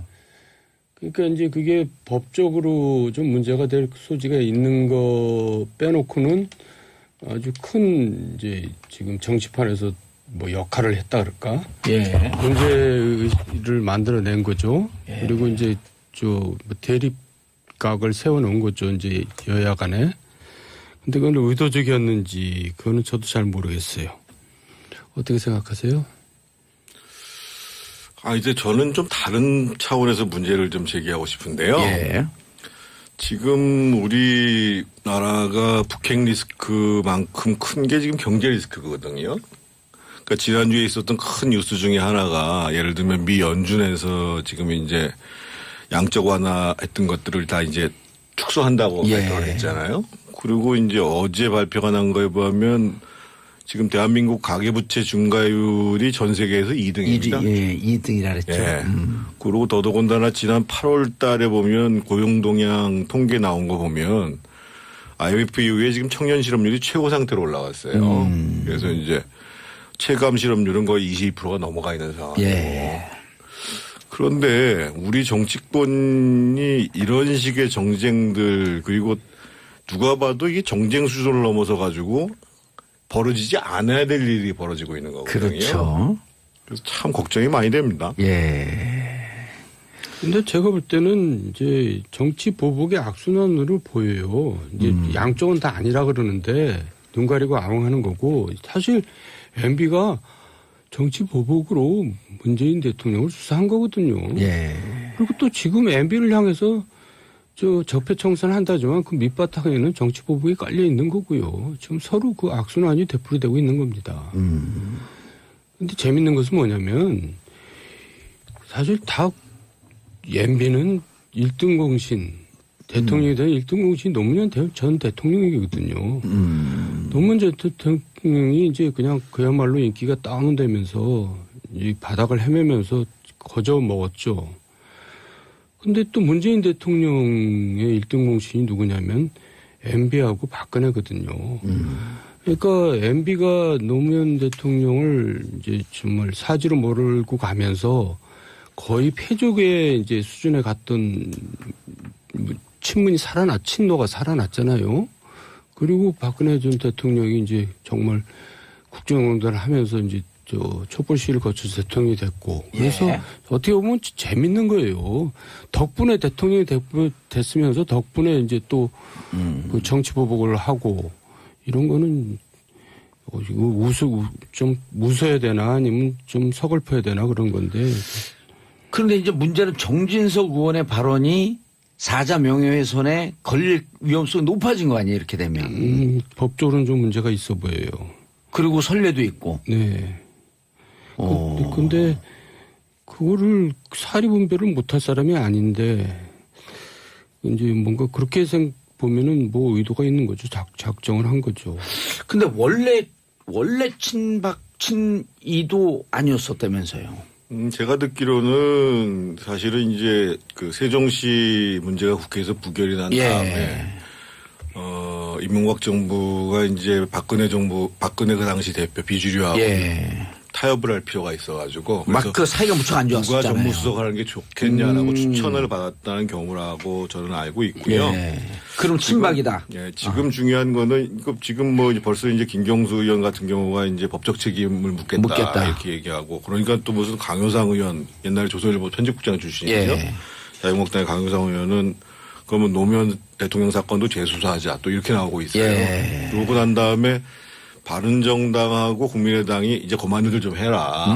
그래서 제가 보기에는 이 문제를 가지고 더 논란을 하기보다는 법적 책임을 물을 거 있으면 법적 책임을 묻고 정치는 지금 아까 제가 말씀드렸던 것처럼 북핵 문제 더더군다나 심각해지는 경제 상황 이 문제에 좀 집중을 해서 지금 청년 일자리 문제 같은 경우가 얼마나 심각해요. 그러니까 지난번에 5월 달에 대통령 취임한 다음에 5초 간격으로 실업 체크하겠다고 그러고 발표도 못하고 있는 상황인데요. 그래서 정치가 빨리 좀 국민들이 정말 어렵고 고통받고 있는 이 현실 특히 남북 문제는 말할 것도 없고 북핵 문제는 그걸로 좀 돌아왔으면 좋겠다는 생각입니다. 근데 지금 국정원에서는 적폐청산을 한다면서 이제 MB 시절이나 박근혜 정부 시절에 자료들을 이제 공개하는 거잖아요. 저는 아침에 그런 생각을 해봤어요. 지금 정진석 의원의 발언에 대해서 문제를 삼으려면은 그러면 지금 정권 교체됐으니까 그 당시 중수부 그 자료를 공개를 하면 되지 않겠어요? 수사 상황을. 노무현 대통령 수사한 거에 대해서. 그게 가장 아주 자신 있고 떳떳한 방법이죠. 자유한국당이 아예 노무현 전 대통령 사건에 대한 재수사하자. 재수사까지는 아니더라도 그때 당시 수사 상황을 공개를 하면 되는 거죠. 근데 아마 못할걸요? 그럼 그렇지 않겠어요? 그거는 그래서 지금 이 사건은 서로 그렇게 뭐 이렇게 말들은 트럼프하고 지금 김정은처럼 세게 하지만은 그렇게 쉽사리 그렇게 깊이 들어갈 수 있는 사안은 아닌 것 같은데요. 상호가 깊이 들어갈 사안이 그러다가는 아니다. 좀 불편한 게 나올 수가 있죠. 어쨌든 법리적으로는 들어갈 것 같죠. 피할 수 없는 거 아니에요. 타협도 없다 그랬으니까. 당연히 이제 뭐 그 고발이 있으면 수사를 하겠지요. 그렇죠. 수사를 하고 거기에 대해서 이제 뭐 법적 판단을 하겠죠. 근데 이렇게 지금 이게 우리 정치가 그러니까요. 과거로 돌아가는 예. 게 저는 맞나 싶어요. 이게 참 걱정스러워요. 자유한국당 지지층 결집에는 도움이 될까요? 어느 정도 도움이 되죠. 그걸 보고 했을까요? 이제 뭐 맞잖아 이제 그러고 있는 사람들이 이제 막 생겨나죠. 오늘 리얼미터 여론조사에서는 자유한국당 지지율이 떨어지고 바른정당이 조금 올라갔던데요. 제가 퍼센테이지는 정확히 기억을 못하겠던데. 그건 또 뭐죠? 그렇게 나왔어요. 리얼미터에서 아직 확인을 그건 못했고. 자, 김정실님 젊은 삼촌들 화이팅. 정도원님 핑크색 모자. 핑크 공주인 저희 딸이 보면 달라고 난리겠네요. 귀여우세요. 아, 정도원님 귀여우시대요. 제가 6학년 일반입니다. 죄송합니다. 예, 괜찮아요. 6학년 1반은 아직 졸업생 아니니까. 자, 샵 1035 짧은 문자 50원, 긴 문자 100원 문자 보내주시기 바라겠습니다. 자, 아까 경제 문제 얘기했는데, 자, 독일의 메르켈 총리 4선 연임에 성공했어요. 연임에 성공했는데 생각보다는 지난번에는 2013년 총선에서 41% 나왔는데 예. 이번에 출구조사 나와본 거 보니까 대략 32% 3%. 지지율은 높진 않았죠. 네, 그래서 상당히 이제 연정 구성하는데도 만만치 않은데 그 이전에 제가 재밌는 걸 어저께 봤는데요. 예. 어제 일요일이었잖아요. 예. 독일에서는 일요일 날 투표를 하더라고요. 오호. 근데 어제 투표율이 얼마 나왔냐면요. 76% 나왔습니다. 많이 나와요. 이야. 그리고 지난번에 우리 5구 대선 때 예. 그때 임시공휴일로 했는데 그때 투표율이 77%예요. 예. 2020대 총선 투표율은 58%였습니다. 예. 그래서 저는 독일 국민들이 이 정치에 대한 책임성과 관심이 훨씬 높구나. 그렇죠. 더더군다나 휴일날 잡아가지고 임시공휴일을 해준 것도 아닙니다. 아닌데. 일요일날 일요일날. 그래서 이런 점에 대해서 조금 우리 국민들도 우리 정치권도 눈여겨볼 필요가 있지 않겠나 이런 생각이 네. 그러니까 정치에 대한 불신, 환멸 이런 게 있으니까 그 투표율이 이렇게 높지 않았던 거 아니에요. 그렇죠. 그럼 이제 국민들에게 왜 이렇게 투표율 안 높습니까? 문제 제기할 것이 아니고 정치권에서 투표를 높일 수 있게끔 끊임없이 관심을 유도해야 될 거 아니에요. 기대도 하게 해야 되고. 저는 양자의 다 문제라고 봐요. 그러니까 훌륭한 국민들이 훌륭한 정치인을 만들어내고 예. 또 훌륭한 정치인들이 이 국민들을 정치에 참여시키는 것이거든요. 그러니까 예. 우리는 지금 제가 이렇게 말씀드려서 청취자 여러분께 죄송합니다. 마카마카한 상황이죠. 마카마카. 예. 자, 그런데 그토록 오랫동안 이렇게 되면 이제 몇 년 차 들어가는 거죠? 정도원 의원님? 16년 차로 가는 거죠. 12년까지 했으니까요. 그러니까 이제 13년째 들어가는 거죠? 네. 예. 이렇게 오랫동안 메르켈에게 열광하고 있는 이유? 그러니까 이제 무티 리더십이라고 그러더라고요. 엄마 리더십. 그러니까 이제 굉장히 섬세하면서도 강인한 건데 사실 그 배경이 있어요. 예. 그 배경은 이제 경제인데 결국은 선거에서 가장 크게 좌우하는 건 경제 상황이거든요. 근데 독일 경제가 지금 유럽에서 이제 가장 좋잖아요. 그 배경이 뭐였냐? 정적이었던 슈레더였죠. 그러니까 슈레더 3인당 총리가 연금, 복지, 노동개혁을 했잖아요. 예. 그러면서 떨어졌죠. 근데 그 혜택을 지금 메르켈이 보고 있으면서 그 관리를 굉장히 잘하는 거죠. 그리고 메르켈은 보수 정치인이지만 굉장히 진보적인 입장을 또 많이 취합니다. 진보 정책도 많이 취했어요. 예. 심지어는 비판자들은 무슨 잡탕 아니냐 이렇게 비판까지도 하는데. 난민 받아들인 것만 해도 굉장히 진보적인 예. 거고요. 또 무슨 성소수자 문제 이런 것도 굉장히 진보적이고 그러니까 그 균형 감각이 있는 분이죠. 그런 독일에서는 뭐 과거에 대해서 뭐 어떻게 보복을 했다 이런 얘기는 별로 안 들어봤어요. 예. 그러니까 이제 미래를 향해서 이제 가는 거죠. 지금 정도원 선배님이 잘 말씀해 주셨는데요. 그러니까 그 메르켈을 몇 가지의 단어로 요약하면 첫 번째가 절제, 두 예. 번째가 포용, 세 번째가 실용, 그리고 네 번째가 학습. 예. 이 네 가지로 말씀드릴 수 있는데요. 아까 이제 그 시레더 총리가 그 얘기한 그 비전 2010이죠. 예. 그거를 이제 수용을 해요. 수용을 하고 그리고 메르켈이 보면은 이게 실용주의라는 게 뭐냐면 이 반대 세력과의 갈등을 잘 조정을 해요. 그래서 실질적으로 적시의 좌파 정책을 수용하죠.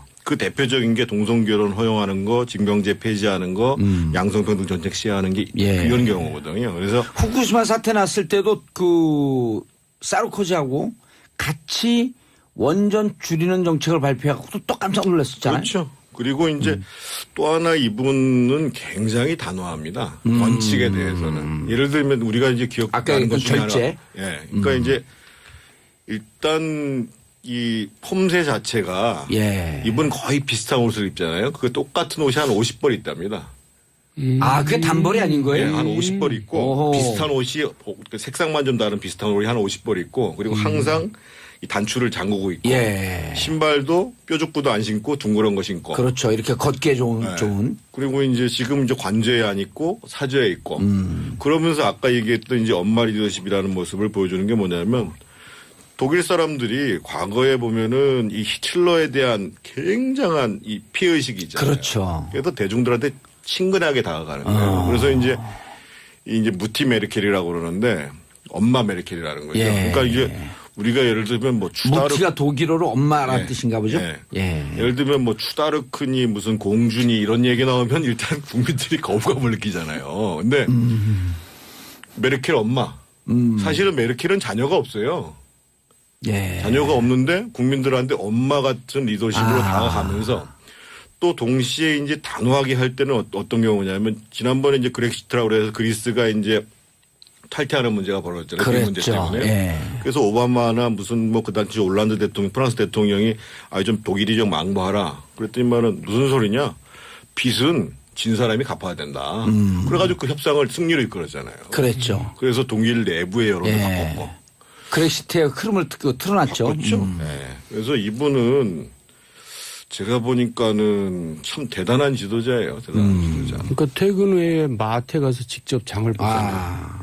그러니까 실제로 개인적인 그 스타일이나 이미지도 굉장히 좋은 거죠. 아니, 그 영국이 유로에서 그 빠져나겠다라고 하면서 국민 투표했고 브렉시트 결정이 나니까 결정되기 전까지는 열심히 말리다가 딱 결정되니까 빨리 나가라. 냉철하죠.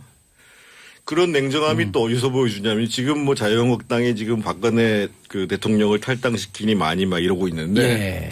이분이 원래 그 콜 수상께서 발탁을 했어요. 어허. 콜 수상께서 사실은 37살 때 여성 총선부 장관으로 발탁을 했습니다. 여성 청소년부 장관으로 발탁을 했어요. 그래서 이제 94년도에는 환경부 장관으로 쓰고 예. 그 당시에 이제 기민당이 지니까는 98년도에 기민당 사무총장에 딱 앉혀놨어요. 예. 그랬는데 99년도에 총선에서 지고 난 다음에 콜 수상이 비자금 사건이 터졌잖아요. 예. 아주 단호하게 당이 살기 위해서는 당신은 정계 은퇴해라. 오호. 그래서 은퇴했죠. 오. 자기를 키워준 그렇죠. 어찌 보면 사부 같은 사람인데. 당을 위해서는 당신 물러나야 된다 이거예요. 이게 자유한국당이 좀 배워야 되네. 자유한국당 못 배울 거래요. 이 정도로. 그래서 이분이 2000년도에 최초의 여성 당수가 되면서 원내 총무리로 얘기하면 원내대표까지를 겸임하게 돼요. 그러고 난 다음에 2005년도에 총선에서 승리하는 겁니다. 그러니까 대단한 리더십이고요. 근데 또 아주 인간적인 면이 있는 게 뭐냐면요. 어린이 기자들이 이렇게 물어봤어요. 당신이 가장 행복했을 때가 언제였냐? 예. 물어보니까 그 지금 두 번째 남편을 만난 이 사람이 양자 물리학 전공한 사람이거든요. 예. 당연히 이게 그 메르켈도 물리학 박사 출신이고 이 사람을 만났을 때 제일 행복하다고 얘기를 해요. 오호. 근데 재미난 게 뭐냐면 지금 앙겔라 메르켈이잖아요. 예. 지금 남편 이름은 요하임 자오예요. 독일은 남편 성을 쓰게 돼 있거든요. 예. 이상하죠? 그러네요. 전 남편 성이 메르켈이에요. 율리 메르켈이라고. 그러니까 아직도 지금 만나가지고 사는 사람을 만났을 때가 제일 행복하다고 얘기하면서 성을 전 남편의 그대로, 성은 안 바꾸고. 그대로 쓰고 있어요. 그리고 또 오. 메르켈은 원래 동독 출신이죠. 네. 재밌네요. 그런데 이 메르켈이 되게 귀여운 것 같아요. 나이는 들었지만은 지난번에 귀여운 거 트럼프하고 우리 정돈 의원님하고 비슷한데. 아이고 왜 이러세요. 지난번에 트럼프하고 저 회담할 때 트럼프 이제 메르켈이 악수하자 예. 그러는데 트럼프가 이제 거부했잖아요. 예. 그때 메르켈 표정 보면 너무나 귀여워요. 이분이 얼마나 또 소박하냐면은요. 지금 총선 끝나고 뭐 할 거냐고 그랬더니만은 텃밭에다가 감자 심어놨는데 다음 주 주말에는 감자 캔다고 이 얘기를 하는 거예요. 아주 소탈한 성격이네 또. 그러니까 대중들한테 일단 친근감을 갖고 그리고 메르켈의 특징은 절대로 크게 화를 내거나 또 크게 그 즐거워하지도 않아요. 기본적으로. 절제된 모습이다. 그리고 어떠한 사안이 생기면 쭉 듣습니다. 예. 쭉 들은 다음에 결정적인 시점에서 딱 결정을 해버리죠. 경청한다. 네. 그러니까 그리고 이분이 이제 과감하게 원래 결정한다. 이론 물리학자 출신이어가지고 이렇게 쭉 들어본 다음에 계산을 한다는 거예요. 어허. 계산을 해서 어떠한 것이 과연 가장 현명한 선택인지. 가장 실용적인 선택이냐. 실현주의의 전형인 거죠. 그래서 저는 좀 우리 정치인들 중에서도 이런 사람, 뭐 저도 정치를 합니다만 뭐 저는 뭐 따라가기가 어려운 사람이고. 일단 정말 성이 좀 틀려요. 좀 대단한 분입니다. 아니 이 시진핑의 그 성이 시 아저씨라고 그 시다다 이렇게 부른다 그러잖아요. 메르켈한테 좀 본땄나 본데 벤치마킹 한 것 같은데. 아니죠. 왜냐면 친근감 있게. 베트남 그 호지민한테 호치민도 마찬가지고 후 옛날 아저씨. 덩샤오핑 같은 경우도 예. 그러니까 그 샤워 뭐 아저씨 뭐 이렇게 얘기를 했으니까. 그러니까 예. 어쨌든 친근감 있는 접근하고 정의당 심상정 대표 이혜원 전 바른정당 대표도 롤 모델로 메르켈 총리를 뽑았다. 그러니까 진짜 이런 우리 여성 지도자들이 나와야죠. 한국의 보수 정치인들이 배울 점. 아까 제가 말씀드리잖아요. 일단 절제를 해야 돼요. 절제, 우리 포용, 조금 전에 실용, 우리 학습. 아니 정진석 의원 얘기 나오고 홍준표 얘기 나왔지만 홍준표 대표 얘기 나왔지만 보수는 그렇게 거친 발언을 하지 않아요. 그리고 그렇게 막 화를 내지도 않고 예. 실제로 아주 차분하게 신뢰감 있게 대중들한테 다가가야 되는데 일단 우리 보수들은 절제가 안 돼요. 아니 여기 있잖아요. 정두원 절제되는. 저도 막말하다고 옛날에 욕 많이 먹었어요. 아 기타 치면서 좀 이렇게 친근감 있게 아이, 가수로 다가가는. 저도 반성 많이 했고요. 예. 그리고 실용적이라는 게 중요한 건데 실용. 제가 예. 이제 여러 차례 얘기했지만 사람 낳고 이념 낳지 이념 낳고 사람 낳냐. 그러니까 이념의 노예가 되지 않고 좌파 정책도 받아들입니다. 예. 그게 그 필요하면은 국민을 위해서 필요하면은 받아들이고 그것이 이제 유연한 정치죠. 예. 그리고 이제 두 번째로 강조하고 싶은 게 이제 포용이죠, 포용. 예. 포용. 정말 우리 이제 소위 보수 정치인들이 더 많은 포용력을 발휘해야 된다라는 것을 보여주고 있는 거고 여야를 막론하고 모든 우리 정치인들이 배워야 될 거는 이 또 하나 그 메르켈의 별명이 뭐냐면 학습 기계예요, 학습 기계. 공부를 열심히 하나 보죠. 그러니까 잘못한 것을 절대 반복하지 않고 반복하지 않고. 굉장히 현안에 대해서 아주 디테일하게 뚫고 들어가가지고 판단을 한다는 거예요. 보통 정치인들이 총론은 있는데 디테일이 약해갖고 무너지는 경우가 우리 많잖아요. 옛날에 김대중 선생님께서는 안 그러시잖아요. 그러니까 결국은 정치인들은 공부해야 돼요. 특히 지도적 위치에 있을수록. 공부 열심히 하는 정태훈 의원도 빨리 날개를 정치인들이 부려. 언제 공부합니까? 공부하면 떨어진다니까요. 공부가 된 사람이 정치를 해야지 정치인들 언제 정치? 정치하면서도 계속 공부를 한다는 거 아니에요, 메르켈 총리는. 그럴 시간이 공부하기 없- 싫으세요? 이미 공부가 된 사람이죠, 그 사람은. 아니 그래도 끝없이 학습하는 자세 그게 좀 겸손해야지 가능한 거 아니에요? 그럼요. 잘못한 거 지적하는 거 받아들이고. 선험적인 생각만을 가지고 이 복잡한 현실에서 계속 여러 가지 변수가 밀려 들어오는데 예. 그렇게 해가지고 판단하는 것은 뭐 반드시 오류를 가져오는 거죠. 예. 그러니까 저는 메르켈의 자세, 특히 메르켈의 자세를 공부한다는 게 듣는 거잖아요. 예, 자기가 딱 공부하는 한마디로 메르켈 이거는 배워야 돼. 딱 한마디로 메르켈에게 배울 것 한국 보수가 딱 하나 열심히 공부하자. 열심히 공부하자. 네. 윤신의 노래를 한번 듣고 갈까요? 공부합시다. 자, 두 분 인사하시고요. 네, 오늘도 예. 수고 많으셨습니다. 다음 주에 또 뵙겠습니다. 저는 내일 10시 5분에 다시 찾아뵙겠습니다. 명예훼손인 것이죠. 그래서 지금 이게 이 사자 명예훼손. 정진석 의원의 의도가 지금 작동을 하는 거예요. 우리가 다시 생각을 하면 자 그러면은 지금 이명박 전 대통령이 수사선상에 오르게 되는 것, 자 국정원의 이 대대적인 정말 정치의 개입 어찌 보면 국내 선거에 개입한 것이 원세훈 전 국정원장의 독단적인 판단이냐. 그때만 해도 이 원세훈 전 국정원장은 이명박 대통령의 최고 신복입니다. 서울시 시절부터. 그런데 이제 사실 고 노무현 대통령은 국정원장의 독대를 하지 않았잖아요. 국정원은 이제 알아서 대공 업무를 하라. 대통령에게 보고하지 마라 이랬었단 말이에요. 그 이후에 이제 국정원을 중심으로 벌어진 일에 대해서 당시 대통령이 책임이 있느냐 없느냐를 따지자는 합리적인 적폐청산의 지금 의혹 하나가 정치 보복이냐 이 논쟁에서 시작된 거거든요. 그렇죠. 근데 느닷없이 이미 벌써 뭐 이제 10년 다 돼갑니다. 지난해 8주기 지내면서 이제는 보내드리자라는 말을 해마다 하고 있는데 또 다시 정치적으로 걸고 넘어지는 것이 이상한 온당하냐 이걸 빨리 정리하고 지금 갈 길을 가야 돼요. 예, 네. 그동안 이런 그 사자 명예훼손 처벌받은 사례가 있나요? 네, 많이 있습니다. 특히 이제 많이 기억들 하실 텐데요. 조현오 전 경찰청장이 2010년 경찰 강연에서 이런 얘기를 했었어요. 아하. 노무현 전 대통령이 뛰어내리기 바로 전날 차명 계좌가 발견되지 않았냐. 마치 그런 어허. 것처럼 이렇게 강연을 해서 이게 문제가 돼서 2014년 대법원에서 징역 8개월 실형을 살고 나왔나요? 예, 확정 판결을 받았고요. 오. 그리고 또 김경재 한국자유총연맹 회장도 예. 작년 집회에서 뭐 노무현 전 대통령이 수천억 원대 불법 자금을 받았다. 예. 이런 그 허위 사실을 언급해서 지난 7월부터 현재 재판을 받고 있고요. 이분들 그 아주 그래도 공손한 분들이에요. 형을 좋아해 실형.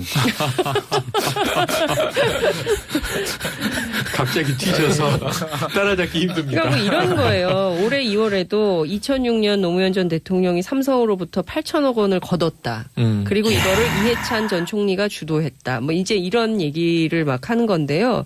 사실에 근거하지 않은 발언을 막 해도 정권의 호위하에 있으면 문제될 것이 없다라는 판단이 있기 때문에 그게 몸에 뱉구나. 그렇죠. 그러니까 막 용감하게 하는 거예요. 또 하나는 뭔지 아세요? 우리가 그 1952년 그 메카시즘. 네. 네. 네. 근거도 없고 증거도 필요 없잖아요. 국민들이 그거 자기 지지자들이 그거에 열광할 땐 증거도 필요 없어. 아무 근거도 필요 없어. 오로지 주장만 있으면 되거든요. 네. 그런데 이분들이 보기에는 자기들 지지하는 20%는 기사 꼼꼼히 안 보거든요. 네. 자기들 주장만 헤드라인만 딱 나오는 것만 믿는 거예요. 그럼 동네 할머니 할아버지 이런 분들이 부부싸움하다 죽었대. 그 기사 봤어. 철수 엄마. 아, 철수 할머니 기사 봤어? 그럼 못 봤는데 이렇게 아이고 그것도 못 봐. 아이고 그 부부싸움하다 죽었대. 그러니까 그랬구나. 난 괜히 슬퍼했네. 그렇죠. 이렇게 된단 말이에요. 엉뚱한 프레임이 생기는 그러면 거죠. 예. 그렇게 믿는 사람들이 있다는 거예요. 그 카톡이 굉장히 많이 돌았잖아요. 가짜 뉴스에 그럼요. 네. 거의 지난 겨울이 최고조였죠. 그러니까요. 지난 말이냐. 그러니까 이제 이명박 전 대통령의 책임이라고 주장하는 것은 그 전에 박원순 서울시장의 이른바 이명박 정권 하에서 있었던 국정원의 뭐 민간인 사찰 그리고 블랙리스트 뭐 이런 여러 가지 문제들이 사실상 이것은 이명박 전 대통령 특히 이제 노무현 전 대통령에 대한 검찰 수사 있지 않았습니까? 예. 그것 자체가 모욕주기였다라고 이제 박원순 시장이 비판을 하면서 이명박 전 대통령을 고소하지 않았습니까? 예. 서울시와 박원순 시장의 이름으로 이명박 전 대통령을 고소한다. 뭐 이런 일이 있었는데 왜 박원순 시장이 이명박 전 대통령을 물고 어허. 늘어지냐. 그래서 이것은 정치 보복으로 끝낼 일이 아니다. 뭐 이렇게 주장을 하면서 또 노무현 전 대통령을 끌어들인 거죠. 이러면서 이제 사자 명예훼손 얘기가 나오고 있고 오늘 유족이 정진석 의원을 고소할 예정인데요. 어쨌든 중요한 것은 그분의 죽음과 관련해서는 이미 많은 분들이 다 온 국민이 애도를 하고 넘어간 많은 일인데 국민들, 온 국민이라 그러면 또 트집 잡아요. 그래요? 많은 국민들이 정말 많은 국민들, 전 세계에서. 굉장히 많은 국민들이 그분의 죽음을 애도하고 넘어간 사건인데 이것을 다시 또 끌어들여서 사자 명예훼손을 한 것은 이 정치적 책임 그리고 법적인 책임을 분명히 지지 않을 수 없을 것이다. 예. 이런 얘기가 나오고 그런데 있어요. 이어서 사과를 하는 줄 알았어요. 이 금도를 넘어선 정치적인 막말이다. 네. 사실 그 2009년 사건은 말이죠. 그 당시에 많은 국민들이 공감하기에 이게 정치적 타살 아닌가. 논두렁 시계를 국정원이 해서 언론과 네. 그건 합작한 끝까지 작품이다. 밝혀야 돼요. 이게 나와 논두렁 있는 시계는. 거고요. 네. 이런 지금 정황인데 근데 이제 정진석 의원이 사과하는 줄 알았어요. SNS에. 그런데 이 고 노무현 대통령의 유언을 끄집어냅니다. 누구도 원망하지 마라 라고 했는데 네. 왜 원망하느냐라는 투로 사과를 하는 줄 알았더니 오히려 또 유언을 엉뚱하게 해석을 해요. 그 두 번째 공분을 또 불러일으킵니다. 그러니까요. 그 마지막 어제- 한 문장이 완전히 그래서 예. 그동안 MB 정권에서 벌어졌던 수많은 적폐에 대해서 묻어달라는 거냐 이런 반론이 네. 굉장히 많이 나오고 있죠. 그런데 저는 그 얘기를 듣고 그러니까 우리가 정치를 아는 기자들, 정치권 인사들이 이 눈높이에 문제가 있는 거예요. 그때 추모객이 연유는 1,000만 원 넘었거든요. 네. 그렇죠. 추모객 연유는 1,000만 원 넘었는데 정치를 아주 모르는 사람이 이런 얘기를 해요. 그럼 그때 그 정진석이 의원의 얘기는 노무현 대통령 가족과 노무현 대통령을 지지하는 그 특정 정치인들을 비하한 것을 넘어서 노무현 대통령의 죽음에 슬퍼했던 국민들을 모독한 거다. 네. 그럼 우리가 부부싸움에서 그것 때문에 자살한 그분을 추모하려고 그렇게 슬퍼했냐. 이건 국민을 모독한 거다. 가만둬서 안 된다. 그때 제가 깜짝 놀랐어요. 정말 정치 모르는 사람 우리 집사람이 그렇더라고. 어젯밤에. 이건 국민을 모독한 거다. 자기 그 얘기 듣고 너무너무 자기 정치도 못하고 모르고 오로지 정봉주 정치만 보고 있었던 사람인데 너무너무 슬펐는데 그럼 자기는 부부싸움에서 죽은 사람을 보고 그렇게 슬퍼했냐. 슬퍼하냐.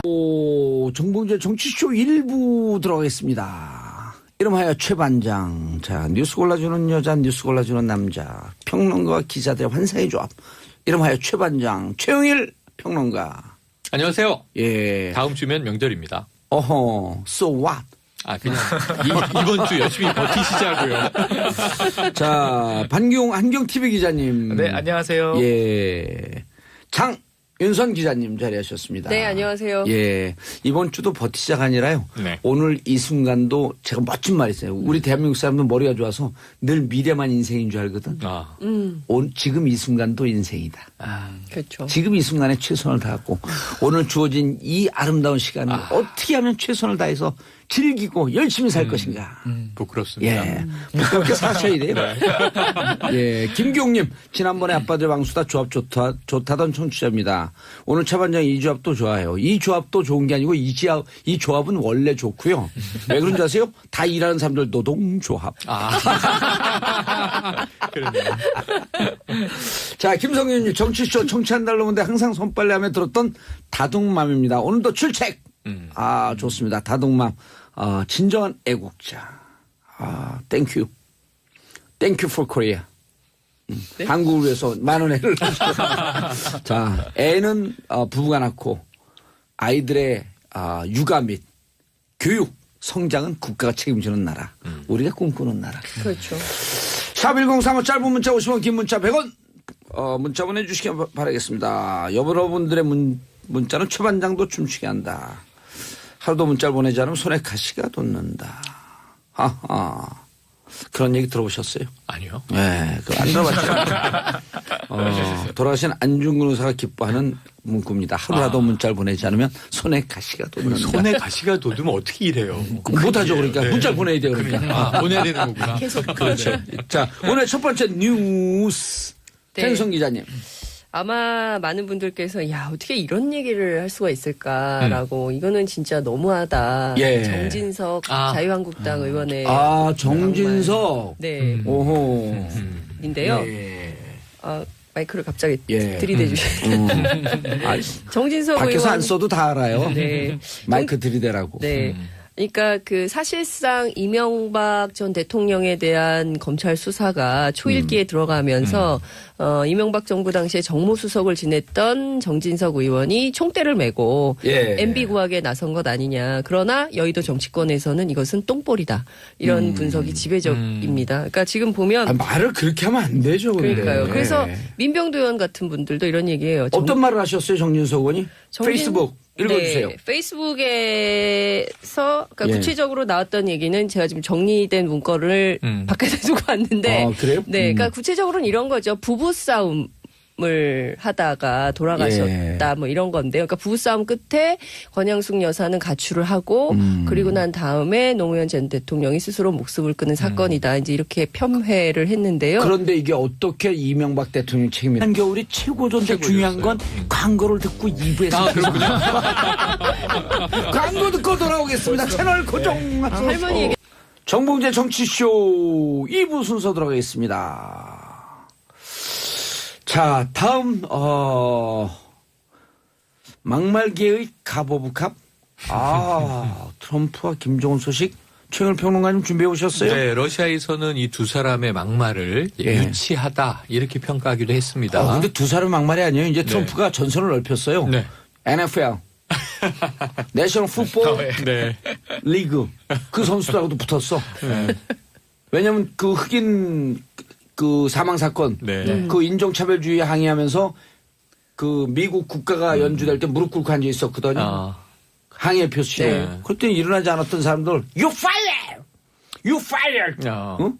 그게 원래 자신이 너 방송에서 그러니까요. 썼던 네. 얘기잖아요. 폭스 근데 TV에서 너무 했던 유치한 게 자기 지지자들은 이제 NFL 풋볼 보지 말라 이렇게까지 독려를 하더라고요. 아니, 그것은 시사예요. 어제 오늘의 얘기는 아니에요. 이미 저 당선 전 네. 혹은 대선 과정 또 이제 취임 후부터도 뭐가 있어요. CNN 기자 때려 눕히는 뭐 유튜브 동영상이라든가 여러 가지가 이제 뭐 막말은 워낙 많았고 사실 최근에 전 제일 재밌게 본 거는 에미상 수상식에서 거의 트럼프 대통령에 대한 패러디가 본물이 넘쳐요. 그래서 무슨 얘기가 나왔냐면 에미상이 방송인들에게 주는 상인데 에미상이 이번에 반성을 했어요. 트럼프가 그렇게 타고 싶어 했던 에미상. 왜냐하면 방송 진행자였으니까. 에미상을 안 줬기 때문에 대통령이 돼버려서 지금 나라가 이 지경 아니냐. 에미상을 주자. 마지막에 당신이 그렇게 원하던 에미상이 여기 있어. 이게 수상소감 나오고 막 그랬어요. 그래서 이제 트럼프에 멋져요. 대한 유머가 살아있네. 미국 내에서의 뭐 유머와 패러디 넘칩니다만 지금 우리가 관심 있는 건 아까 국내 막말을 우리가 다뤘잖아요. 예. 그러니까 국제적인 막말은 어쨌든 북미 간에 지금 그렇죠. 이 전쟁 위기 에스컬레이션의 문제라고 봐요. 예. 그래서 이 유엔 총회 때 트럼프 대통령이 역대 미국 대통령으로서는 유엔이라는 자리에서 하지 않던 이야기를 막 쏟아낸 겁니다. 그렇죠. 아메리카 퍼스트 얘기를 또 하고 그러면서 이제 북한에 대해서 자 완전한 파괴 이 발언이 등장한 게 문제가 됐죠. Totally destroy North Korea. 맞습니다. 그래서 그 다음 날 이례적으로 김정은 국무위원의 명의로 여기에 대한 반박 최초죠. 성명이 최초로 발표가 됩니다. 예. 그리고 이제 리용호라고 그러죠. 리용호 네. 이제 북한 외무상이 유엔 총회 연설을 하는데 또 어마무시한 얘기를 하죠. 예. 그러면서 이때 이 북한 성명에는 이게 영어로 뭐예요? 도타드? 늑다리라는 표현이 이제 등장을 해서 트럼프 대통령을 향해서 늑다리 미치광이. 그래서 이게 미국에서 잘 안 쓰는 표현이다 안 쓰는 보니까 표현이에요. 예. 미국인들이 막 검색을 시작했어요. 그러니까요. 도타드가 내가 모르니까 뭐야? 모르는 미국인들도 모르는 거예요. 왜 늑다리라는 게 뭐야? 그래서 나이가 많이 들어서 정신이 온전치 않은 이런 표현이라고 해요. 미국인들이 새로운 지금 막 이제 스펠링이 DOTARD. DOTRDD. DOTA 했던 것입니다. 국민을 모독하는 거다. 예. 지금 알겠습니다. 제가 보기에는 어찌됐든 정진석 의원이 왜 그랬을까에 대해서 이제 기자들이 쭉 추적을 좀 하고 있는데요. 아니 근데 이제 상당히 지금 이게 우리가 다 아는 것 같지만 사실 정치권 공방에 대해서 소개를 좀 해줘야 돼요. 그러니까 제가 그 말씀을 좀 드리려고 너무 하는 우린 건데요. 잘한다고 생각하고 안 하면 예를 들었고 하태경, 장제원, 김경수 바로 이제 김경수 의원이 그랬잖아요. 사과 네. 필요 없다. 예, 타협 사과도 없다. 요구하지 않겠다. 그 예. 어떤 타협도 없다는 점을 미리 밝혀두겠다. 예. 허위로 고인과 유족을 욕보였다면 그에 따른 응분의 법적 책임을 지면 된다. 오. 이제 이렇게 응수를 했는데요. 예. 이게 뭐 이제 여권에서만 나오는 얘기가 아닙니다. 야권에서도 누가 또 그랬나요? 하태경 바른 정당 의원이 이런 얘기를 했어요. 그 추 한 입을 다물기 바란다. 아니요, 하태경 요즘 핫해. 여기 한두 번인가 왔었잖아요. 네. 요즘 하태경은 진짜 많이 해요. 여기 와서 그런가요? 아니, 그게 아니고, 자기 소신이 있고 사안별로 정확한 얘기를 하더라고. 일테면 저는 추미애 의원 할 때 막 소리 지고 나간 거 그거 싫었거든요. 네. 지적을 했는데 어쨌든 내용인즉슨 또 한쪽에서 보면 대통령조차도 지금 대북 강력 제재 얘기하는데 지금 대화 얘기할 때냐. 근데 그건 지적은 옳지 않았는데 어쨌든 자기 소신에서 또 얘기는 하더라고. 그렇죠. 예. 근데 저는 보수 정치인으로서 예. 뭐 이런 거예요. 한국당이 이제 이런 얘기를 했거든요. 한국당이 떠들면 떠들수록 적폐청산 구호만 더 요란해질 것이다. 느닷없이 노무현 전 대통령 가족의 금품수수 사건을 끄집어내서 물타기에 나선 한국당이 한심스럽다 이런 얘기를 했거든요. 누가요? 하태경 의원이. 그러니까 무슨 얘기냐면 계속 쓸데없는 얘기를 꺼내서 정치 쟁점화 한들 예. 그것이 결국은 한국당이나 바른정당이나 이런 보수정당의 입지를 넓히는 어렵게 것이 한다. 아니라 더 어렵게 하는 거다. 왜 이렇게 이런 정치를 하느냐. 예. 한심스럽다 이렇게 개탄을 한 것이죠. 장채원 의원은 또 뭐라 그랬어요? 장제원 의원은 노자만 나와도 벌떼처럼 달려든다. 그러니까 이분의 얘기는 약간 좀 그렇죠. 그러니까 이게 이를테면은 이제 노무현 전 장제원 대통령을 왔다 갔다 지지하는 해요. 분들 네. 그리고 또 문재인 대통령을 지지하는 분들 전체를 향해서 좀 비난 혹은 힐난하는 태도인데요. 예. 저는 국민을 바라보고 정치하는 현업 정치인들이라면 예. 국민들의 정서가 어떤지 국민들의 판단이 어떤지 이런 것들을 보면서 입장을 밝히는 게 굉장히 장제원 의원이 중요하다고 이렇게 봅니다. 얘기했다 그래. 노무현 전 대통령 성역이냐. 이 얘기를 하는 게 아니잖아요. 노무현 대통령 잘못한 거 우리도 비판하잖아요. 그렇죠. 문제 있는 건. 예. 그게 아니라 노무현 대통령의 죽음에 관한 팩트를 왜곡해서 그렇습니다. 사자의 명예를 훼손했기 훼손한 때문이기 거에 대한 때문인 얘기를 하는 거죠. 노무현 대통령에 대해서 비판하지 말라는 얘기 아니거든요. 그렇죠. 잘한 건 칭찬하고 잘못한 건 비판하는 거 근데 아니에요? 사실 노무현 대통령만큼 비판을 많이 받은 대통령이 있었을까요? 그렇죠. 그동안 재임 기간 동안에 그렇죠. 수많은 그 언론부터 이후에도. 해서 이후에도 예. 마찬가지고요. 그러니까 이런 얘기를 하는 게 아닌데 네. 그러니까 정책에 대해서 뭐 노선에 대해서 비판할 수 있죠. 당시에 진보 진영에서도 노무현 전 대통령이 이라크 파병 예. 결정했을 때 비판했었잖아요. 그럼요. 그런 건 할 수 있지만 이것은 정말